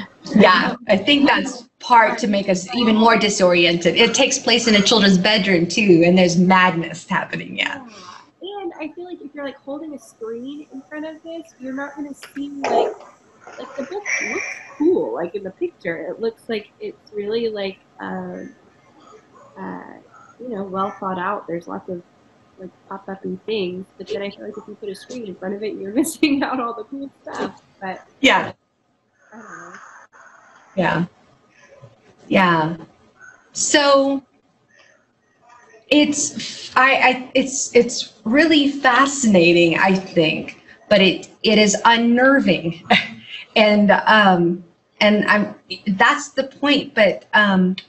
But what else is the point? I don't know. To force us to rethink the naturalness of the things that we accept as, you know, as, I mean, why are you guys sitting in chairs facing this direction? Why am I facing your direction? It seems like that makes sense that we would do it this way, but you know, classrooms are all set up in the same way, and how did they evolve this way? And they're, what's that? Training for factory work. Training for everything's Marxist. It's the assembly line model. Yeah. Okay. I'll come back to this Electronic Literature Association. That picture is, of course, of the between page and screen going on there. Okay. So one of the things I want to talk about in terms of the materiality of technology is the history of the technology is built in part, and I guess I'm invoking a little bit of Moretti here, but I think it's more specifically and deeply about like available resources, other kinds of technological innovations that would feed into this one, and we have what's available, what other things are emerging, and what do they actually need to be doing right now, and what other resources are already met. So these early writers and readers didn't have ready access to materials that we've come to expect and rely on. So we want a sheet of paper to write on, we just grab one. We've got unending paper on our computers. We can always get a fresh sheet, never have to go to the store. We've got unending ink. We don't need to ever go to the store. But, you know, this is the process of creating paper, you know, it has to come from the field. They have to invent that this is going to happen. They have to decide that it's valuable that that's happening, because they have to dedicate resources and time to making paper. And then in here, they're making a paper wall. So one of the first systems one of the first writing systems was about 3,500 years ago, and I want you guys to think about writing as an invention too. So this is cuneiform, using a stylus to write on clay. For millennia, the invention of writing, texts were handwritten, of course. Few could read, few could write. Paper was expensive when it was available at all, and there wasn't a lot of need for it. So we've got, of course, you guys are familiar, we want multiple copies of a book. Somebody's got to handwrite it. So they have these clerics, these monks who do just that, these illuminated scripts that they're doing all the time. But then, of course, we've got the invention of the printing press. And all of a sudden, we've got massive, we can print books in bulk. And these mass printings allow more ephemeral text like newspapers now. And we've got services like the Postal Service that began essentially as a way to use to get newspapers across the country, because a well-informed public is a public that can vote effectively. And remember, we're not talking that long after the Civil War, and the United States is totally unmade, and we have to figure out what it is that we're going to do going forward. So we got to get those newspapers to them. So literacy rates began to skyrocket. It was these mass-produced books became much more readily available. So there's the print. But then little things like the pencil, you know, there's a, I won't go into that. It's really interesting. So modern pencils and pens could go all the way back to this writing instrument, like a stylus, very clear. It's a thin metal rod that would leave a light but readable mark on papyrus, which was an early form of paper. And they made other styluses early on of lead, which is what we still call a pencil. This is the pencil core, even though they were made of different material. And then eventually we have the invention of the find of graphite in 1564, appreciated for leaving a darker mark than lead. The mineral provided so soft and brittle that it required holders, so they had to do it a little differently. Little graphite sticks wrapped in string, and then the graphite inserted into a hollowed out wooden stick. That's what we have now. But interestingly, pencils weren't invented for writers at all. They were invented for carpenters. They didn't expect us to use them, but we, you know, this was for marking on wood, and we're like, hey, that's very cool. We would like to use that because ink is messy, and And so then they have to invent erasers, which is something else. But it wouldn't become mass marketed until 1662. But people wouldn't really start using them a lot until the 19th century Industrial Revolution. I don't know why. It might be something worth thinking about. Okay, a pen. They have a lot longer history. Quill pens in the 6th century BCE, and then pens wouldn't be mass produced until this late 1700s with this advancement of these steel point pens. And then the history of computers, which I remember starts with this difference engine, analytical engine, the Babbage engine, and this is the Victorian era. It's always been understood as the first computer that, as we know it today, it's made by an English mathematics professor called Charles Babbage. And I told you guys about this on the first day of class. This is what he calls an analytical engine, the difference engine, or by his name, Babbage engine. It's the historical difficulty in producing error-free tables by teams of mathematicians. So they'd have, they called human beings computers, and they continue to still do that. Have you guys seen the film Hidden Figures? Yeah, about NASA and these groups of women who were punching and crunching the numbers, and they were all called computers, separately computers. But he said we need some kind of a machine that will automate this process that the computers are doing, the humans who are computers. And then this lady, so Babbage invents the first hardware that is the framework for computers, and then Ada Lovelace, she invents for that same computer the first software. Remember, she's Lord Byron's daughter, and she met Babbage at a party when she was 17 and was really intrigued by his demonstration of this, and so she got back to her math skills after she had her kids, and then in 1843 she published a translation from the French of an article on this analytical engine that was written by an Italian engineer, and then she wrote these extensive added notes that led to our understanding of what software is. A stepwise sequence of operations for solving certain mathematical problems, and so that's why she's referred to as the first programmer. And so she collaborated closely, and we don't know, so closely in fact, we don't know the extent of Ada's contribution to the Babbage engine. And she speculated, remember we said before that that engine, computers, thinking back to things like music boxes, thinking back to things like the player piano, the engine might compose elaborate and scientific pieces of music, pieces of art at some point. And this was brand new. The idea that a machine could manipulate symbols in accordance with rules. So we develop rules and then we send the machine on its way, and that number could represent entities rather than quantity, that marked that fundamental transition from calculation to computation. So he was dealing with calculating, she's dealing with this computational, much bigger, more complicated thing. So typewriters. Typewriters looked a bunch of different ways. This is a rotary model that hits the keys differently. This is one of the earliest ones, a Scholl's typewriter in 1872. This is one I think like what that lady had on her desk.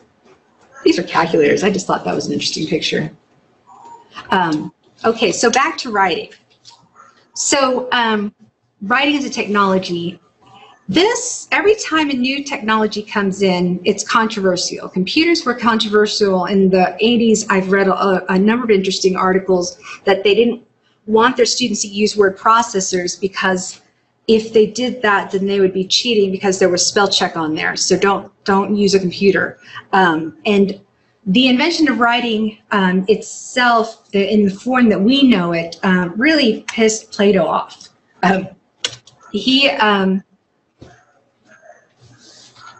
Until that time, so we're talking about rhetoric here. Rhetoric that does not include, it includes a lot of memorizing. We have the memory palace going on. The part of what we have to do, these are the 5 canons. We have to arrange our speech effectively. We've got to invent ideas for it.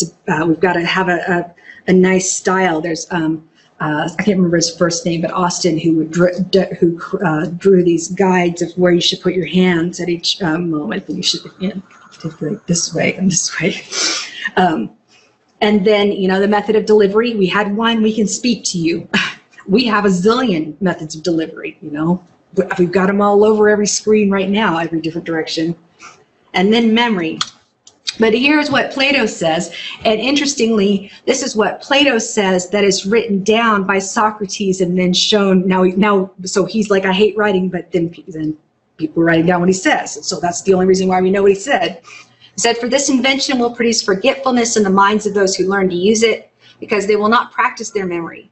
Their trust in writing produced by external characters which are no part of themselves will discourage the use of their own memory within them.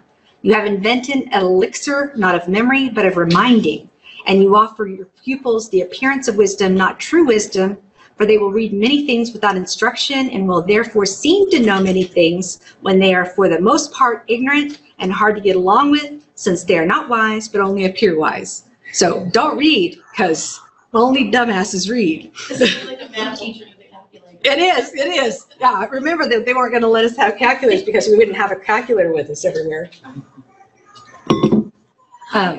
Yes. Oh, the horror. Okay. Here's some more from Phaedrus. The specific which you have discovered is an aid not to memory but to reminiscence. And you give your disciples not truth, but only the semblance of truth. They will be hearers of many things and will have learned nothing. They will appear to be omniscient and will generally know nothing. They will be tiresome company, having the show of wisdom without the reality. I just love that. It's madness. But writing has existed for a lot longer than that. But we didn't know how to read it. So we've got technology to read it. Rosetta Stone, boom. It's created in a couple hundred BCE. They found it a lot later in 1800. And that is a way for us to understand how to translate Egyptian hieroglyphics. And so it's got 3 different texts, or the same text translated 3 different times, so they could begin to read the stuff that they started to see around. So they built themselves Google Translate. Okay, so here's the computers as we know them. We've got these guys again. But the computers can essentially be classified into 4 generations. Each generation lasts for a short period of time, and every time technology is cumulative, so things that were invented in the process of trying to sharpen and refine computers, and inventions that were maybe outside of computers then revolutionized computers and put us in another bracket. So here's the first generation, around 1937 to 1946. This was largely powered by the vacuum tube, which is why they're so giant, and then the transistor, and then the integrated circuit. The vacuum tubes are not, they never went away. That's the other thing that I found, yes. What'd you find? That the vacuum tubes never went away. They're in most guitar amplifiers. Is that where they are? It's like they're still around. I didn't realize that. Aside from, I guess, some small military application, the big market's guitar amplifiers. Huh. That's interesting. And they won't. That's why every time I laugh about the Luddites, right? Like you can't any move to digital or modeling amplifiers is like the end of the instrument as we know it. It's the same thing. Oh my gosh, those poor babies and their digital stuff.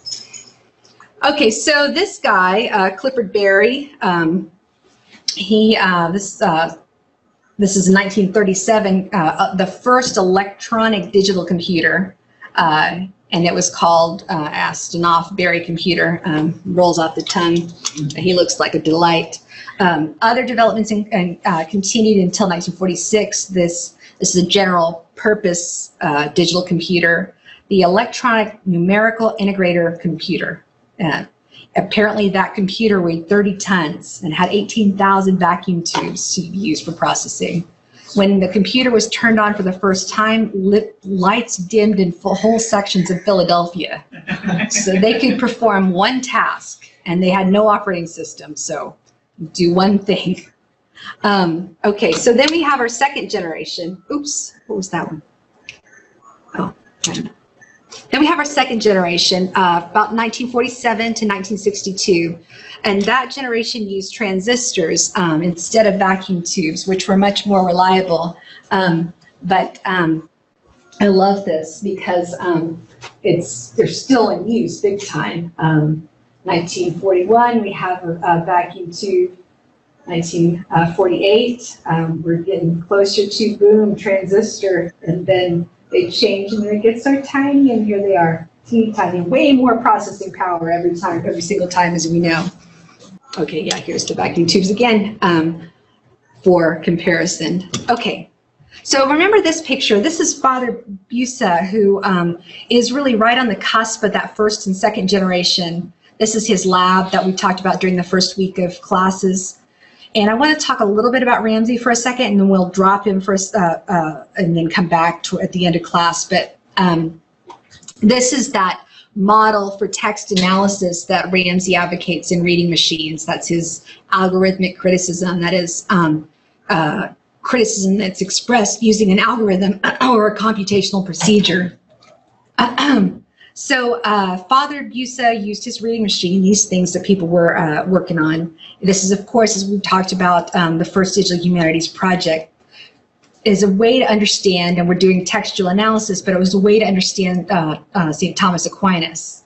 So if you don't know, St. Thomas Aquinas, about 1200 to 1274, an Italian Dominican friar. He was a Catholic priest. He was a doctor of the church. And he was a hugely influential philosopher. He argues that reason can be found in God, and it's hugely influential right now in the Catholic Church. Right now, under papal directives, the study of St. Thomas Aquinas' works has been used as, for a long time as a core of the required program of study for anybody seeking ordination as priests or deacons, as well as those of religious formation, and for other students of sacred disciplines, things like philosophy, Catholic theology, church history, liturgy, and so forth. Okay, so I'm going to take a look at this first couple pages of reading machines, just to kind of look at what was happening with these early computers that were using transistors. Page 1, okay, at the first paragraph. The founder, Roberto Busa, that Italian priest, who in the late 40s undertook the production of an automatically generated concordance to the works of Thomas Aquinas using a computer. That was the creation of a radically transformed, reordered, disassembled, and reassembled version of one of the world's most influential philosophies. So took a large body of work and then broke it into pieces and then used computational power to do something with it. There's some data, I know what the hell to do with it, but that's text analysis, computational text analysis, using to study problems related to style and authorship. He says, this is Busa talking about what he did and what he was trying to do. This is on page 2, that block quote towards the end. I realized first that a philosophical and lexicographical inquiry into the verbal system of an author has to preclude and prepare for a doctrinal interpretation of his work. So we have to get the verbal system out and available for analyses before we can begin to interpret. And this reminds me definitely of Moretti, who's saying this is the distant reading that we're talking about. We got to get out of the way. Each writer expresses his conceptual system in and through his verbal system, with the consequence that the reader who masters the verbal system using his own conceptual system has to get insight into the writer's conceptual system. The reader should not simply attach to the words he reads the significance they have in his mind, but should try to find out what significance they have had in the author's mind. We're not so concerned anymore with authorial intent, but this was certainly the main course through literary criticism for a very long time. And it makes sense that a priest would want to know what a saint was thinking when he wrote what he wrote. Then look at page 3. This is the project, that first full paragraph. Even in Busa's highly conventional methodological project, with his atomized fragmentation of a divine text, we can discern the enormous liberating power of the computer.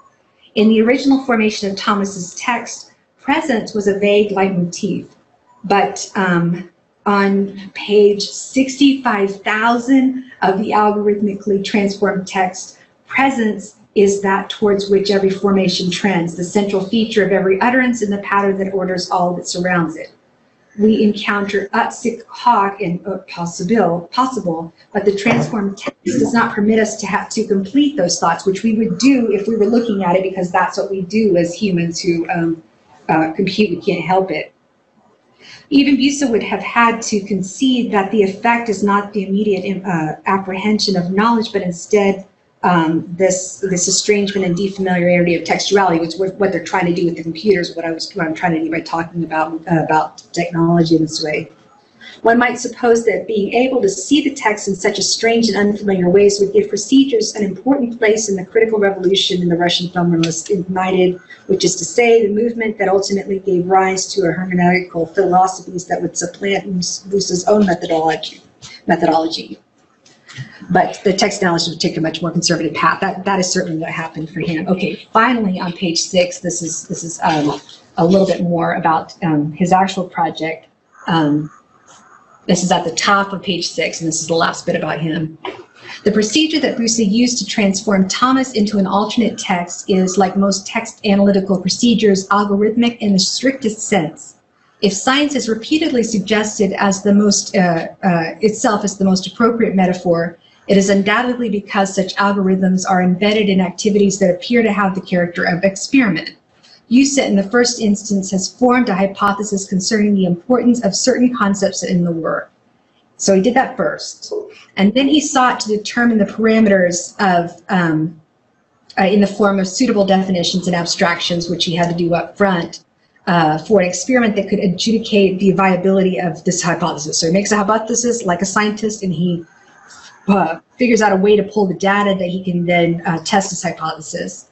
The experiment moved through the target environment, which is the text. The target environment is the text, not a petri dish, with using a scientific instrument that created observable effects at every turn, and the observations were then used to confirm the hypothesis with which he began. That's the scientific method, and he's using it with the text that is data, which we normally can't make unfamiliar because we, as human beings, try to make sense of text, which is why that Andromeda piece is just so irritating.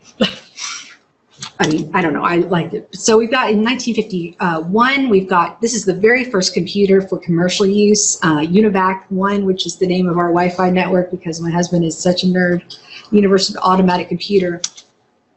And here we have IBM. Look at these babies, you could take these home, laptops. At this point though, 100 computer languages were developed. Now, a lot of the computer languages that were developed at this point were still in place in 1999. Remember that freak out? We was the Y2K panic. And yeah, I mean, we think a lot of it's seems like, okay, we were storing water and toilet paper and canned goods for nothing because the world didn't explode. But part of why that happened was because they pulled all these guys out of retirement and they were coding like mad.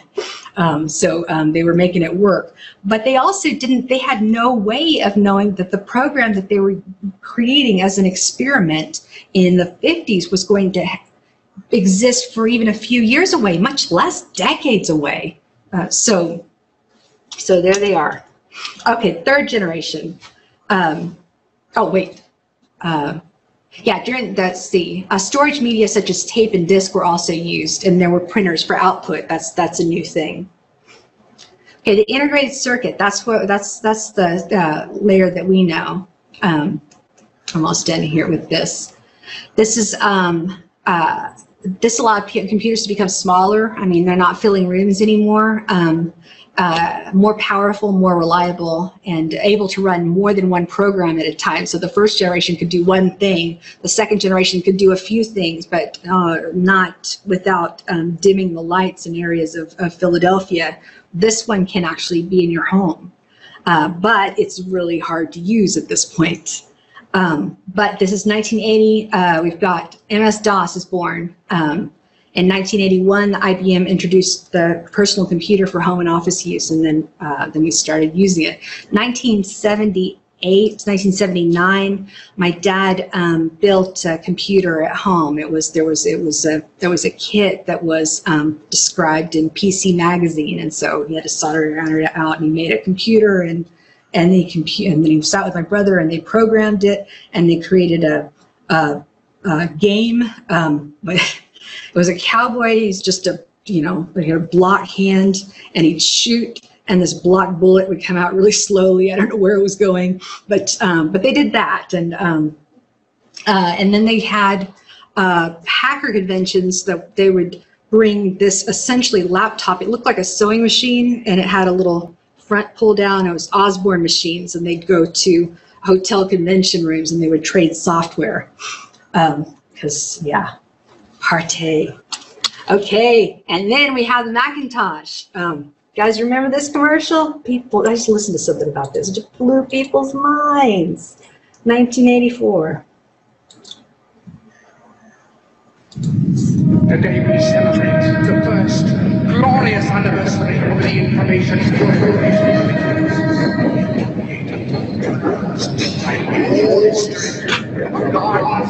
pure identity for each worker, secure from the pests of a communication as force is more powerful weapon than any fleet or army on earth. We are one people, one will, one resolve, one cause. Our enemies shall prove themselves and we will with their own convictions. We shall prevail. On January 24th, Apple Computer will introduce Macintosh. And you'll see why 1984 won't be like 1984.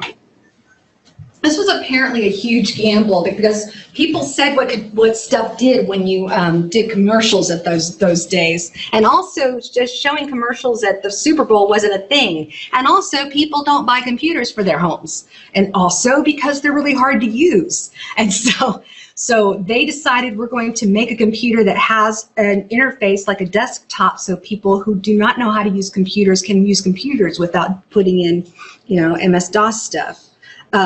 And then they do this thing, and what the hell did I just see? But people went bananas, and all of a sudden having a Mac was cool. I mean, I swear I have my own brain, but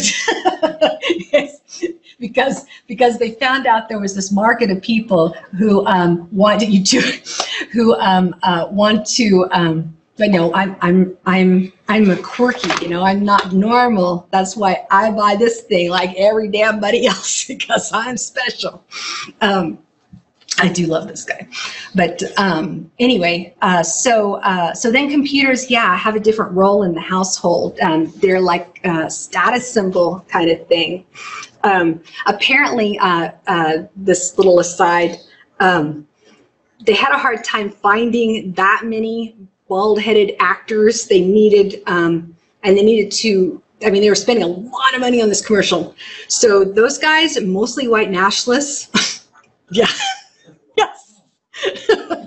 They had a lot of trouble during these, there are moments of, they had like fake rocks everywhere, and, they get worked up in some tussle, these guys, they're flinging fake rocks at the other actors, and then finding an actor who could swing that sledgehammer thing.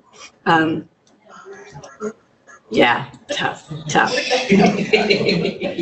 The computer for the bemused, the confused, the intimidated, people who are like, I'd like to use a computer, but I just don't know how. Okay, so now we have current generation. I'll stop there. This is the aversion he's talking about.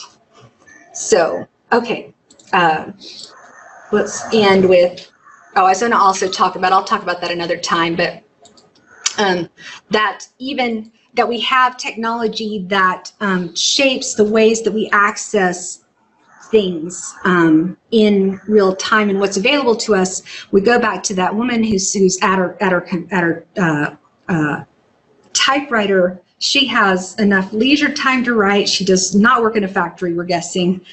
She has enough disposable income to buy a typewriter and a bicycle. She happens to be living at a time when those kinds of things are available. She happens to be white.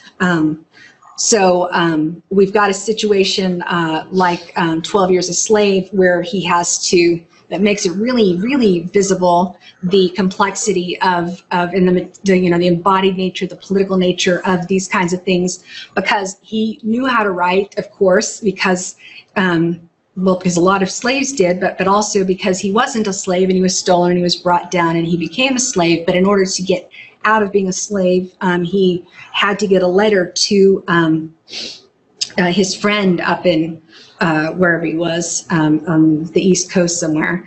And but of course he's not supposed to be able to read and write, so he has no access to paper, he has no access to pens. The way he gets a piece of paper is he when he gets the shopping list from the master's wife, he looks at it and she gets, can you read? And, oh, no ma'am, no ma'am. So he has to pretend like he can't read.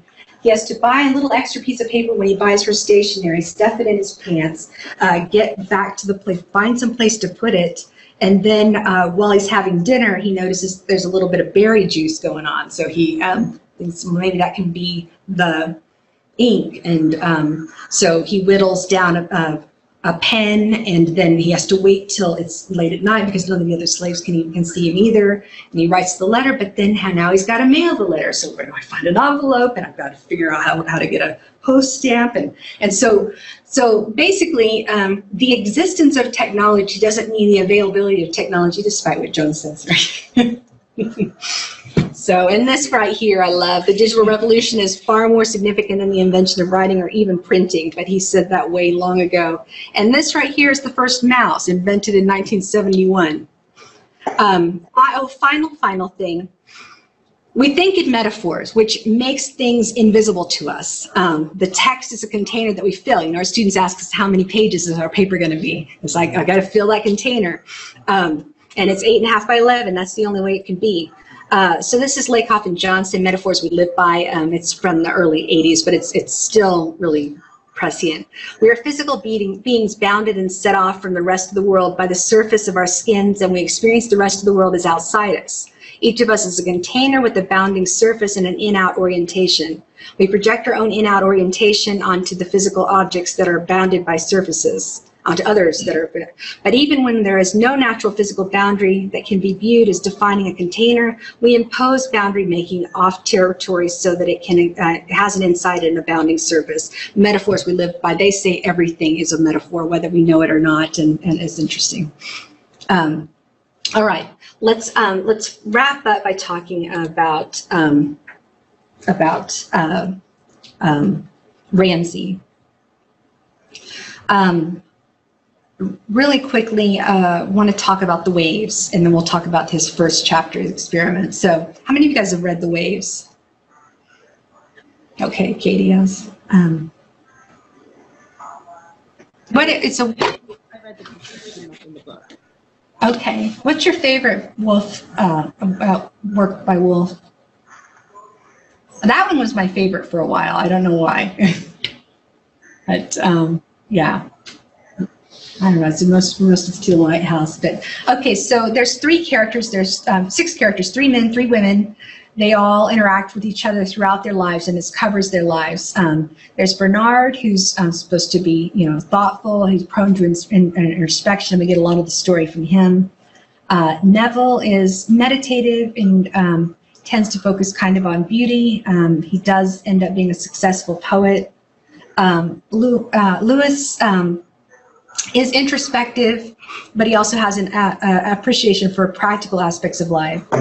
Ginny is partly, she's beautiful. She's really less interested in philosophical musings than maybe the other characters. She's really interested in social issues. Rhoda is kind of antisocial. She's uses more of her imagination than dealing much with real life. And then there's Susan, who likes to escape day-to-day events, that she likes to venture into nature. So it's divided into a bunch of different sections that go over the phase of the lives of the characters. So the first is in their childhood, the second is adolescence and time spent in boarding school, and then the characters enter young adulthood, and then they come back together for a dinner party, and they part again. Then after the dinner party, they learn about the death of a mutual friend, which leads them to consider the fleeting nature of life. And then there's a sixth section where they begin to settle down, and then the character's middle age, and they reflect on their lives. And then in the eighth section, they meet again, and their relationships seem more personal, yet also tempered by the awareness of the shortness of life. And the theme continues into the ninth section, which is narrated by Bernard, the one who is this introspected, where he reflects on the lessons that have been learned throughout the lives of the characters. So what he's done is he's taken each character, all 6 of them, and he creates a separate corpus, that is a collection of text. So we've got 6 corpora there,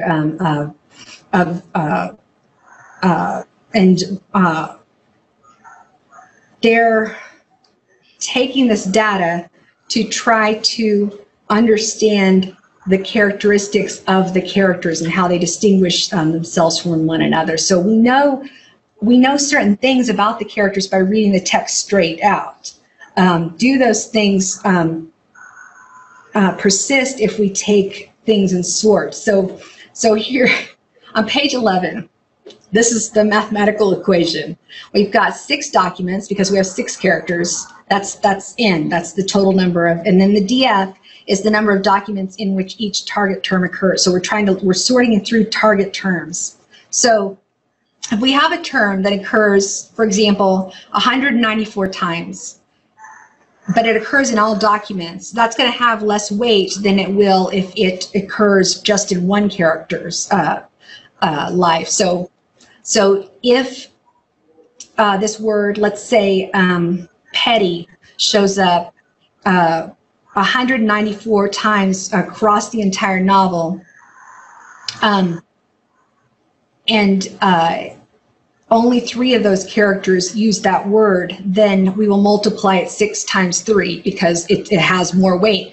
Or has less weight. More weight because, okay, it has more weight if fewer characters say it because we're trying to find out the distinctiveness of it. So if a word occurs 194 times but only one document that has only one speaker, then we multiply it by a factor of 6. So it's 194 times 6, which is 1164. That's a lot more if it occurs only in one document. And then if it occurs in multiple ones, then it has fewer. And so the results are on this table on page 31. And we can deal with this next time, but the question is, no, on page 31, that's not right. But the question that I want to talk about next time, one of them is, do these character traits that they've listed is coming out? So the first one that comes up the most in Bernard's corpus is thinks. I mean, he's introspective. It makes sense, I think. Jenny, the word tunnel comes up. We should talk about what that might mean in terms of who she is and so forth. So, and we can look too at the way that mathematical equation plays itself out on page 12, where we've got the weight of the term Mr. At 5.9, and the weight of the term disorder, which comes out at 4.2. So let's talk a little bit about more what he's doing. But I have, I think, a final question for you guys, and we'll try to end, oh gosh, a little bit early, because I didn't do a break at all. Yeah, we'll stop there. Let's end by talking about this. What do you guys think of this? And maybe also thinking about it in terms of graphs, maps, and trees. You're making a face, Tamara. I'm sorry, I'm processing. And you said graphs, maps, and trees, and I find myself, everything I'm thinking keeps going back to that book. I actually had to reread it, and once I reread it, I love it. And everything that I'm doing is just, I'm gravitating back to it. Interesting. Okay. What about you, Greg? Do How are you feeling about reading machines going into it versus maybe how you feel about graphs, maps, and trees? You know, what I keep going back to in my head is what I experiencing on this digital humanities subject. It's new to me to think about, wrap my head around. And what I keep thinking is the more we get into things, the more I realize that we've just scratched the surface of what is out there. You know, it's never ending. And I think, you know, I kind of think of it through a little like what our focal lenses looks like. And it used to be our focal lenses were this way for so long, and now we have to take off our lenses and look at things totally different. Yeah, upside down, backwards, and yeah, inside out, of course. Yeah. How about you, Jennifer? What was your response to this book going into it? Well, so far, I wish he had not given us this answer yet, because I think it would be really a cool experiment for him to give us like the characteristics of the characters and see what words they use and guess which person was which, if that makes sense. I thought that would be pretty cool. You know, when they give compare the characteristics with the words they use and see if you could match them correctly, and whatever. So I like it. I like the math problem, and I think it's interesting to see how that works. Interesting. Okay. All right. What about you, Bob? I think I'm in the same position that you are. I look at this as more as what is it going to do for me than what am I, because the more I try to get into what it is and how you do it, the more confused I get. So the more it's like, oh, what will it do? The utilitarian aspect of it is what makes the most sense to me. Yeah, gotcha. And Katie, what about you? Glad that you warned us in advance about the math problem. But I like that chart on page 13 where, like, even if you know nothing about the book, okay, so if you look at words, right? You can tell just by looking at that. She's a housewife. Her words are kitchen, baby, boil, breakfast items. So I was surprised at how descriptive that, like how much that would, I don't know, give you. I just don't associate math with literature. And so I know, mind blowing. Yeah, there's some utility to math, I understand. I don't want to, no, that doesn't go outside this room, right? Oh my gosh. What about you, Peter? What are you thinking of this one in comparison to graphs, maps, trees? I think that there are going to be some more things I can use with my students as far as, some cross-curricular ideas than what I found in the first book. Okay, excellent. Joyce? Made me think more linguistically, I guess. Okay. Yeah, that's right. But I like like she said, the words, the labels, because I think about those. Yeah, your labels. That's right. So that could this be a little bit more than like maps? That's more. Could this be a way to do your dissertation? I can't handle that today. Okay, all right. Okay.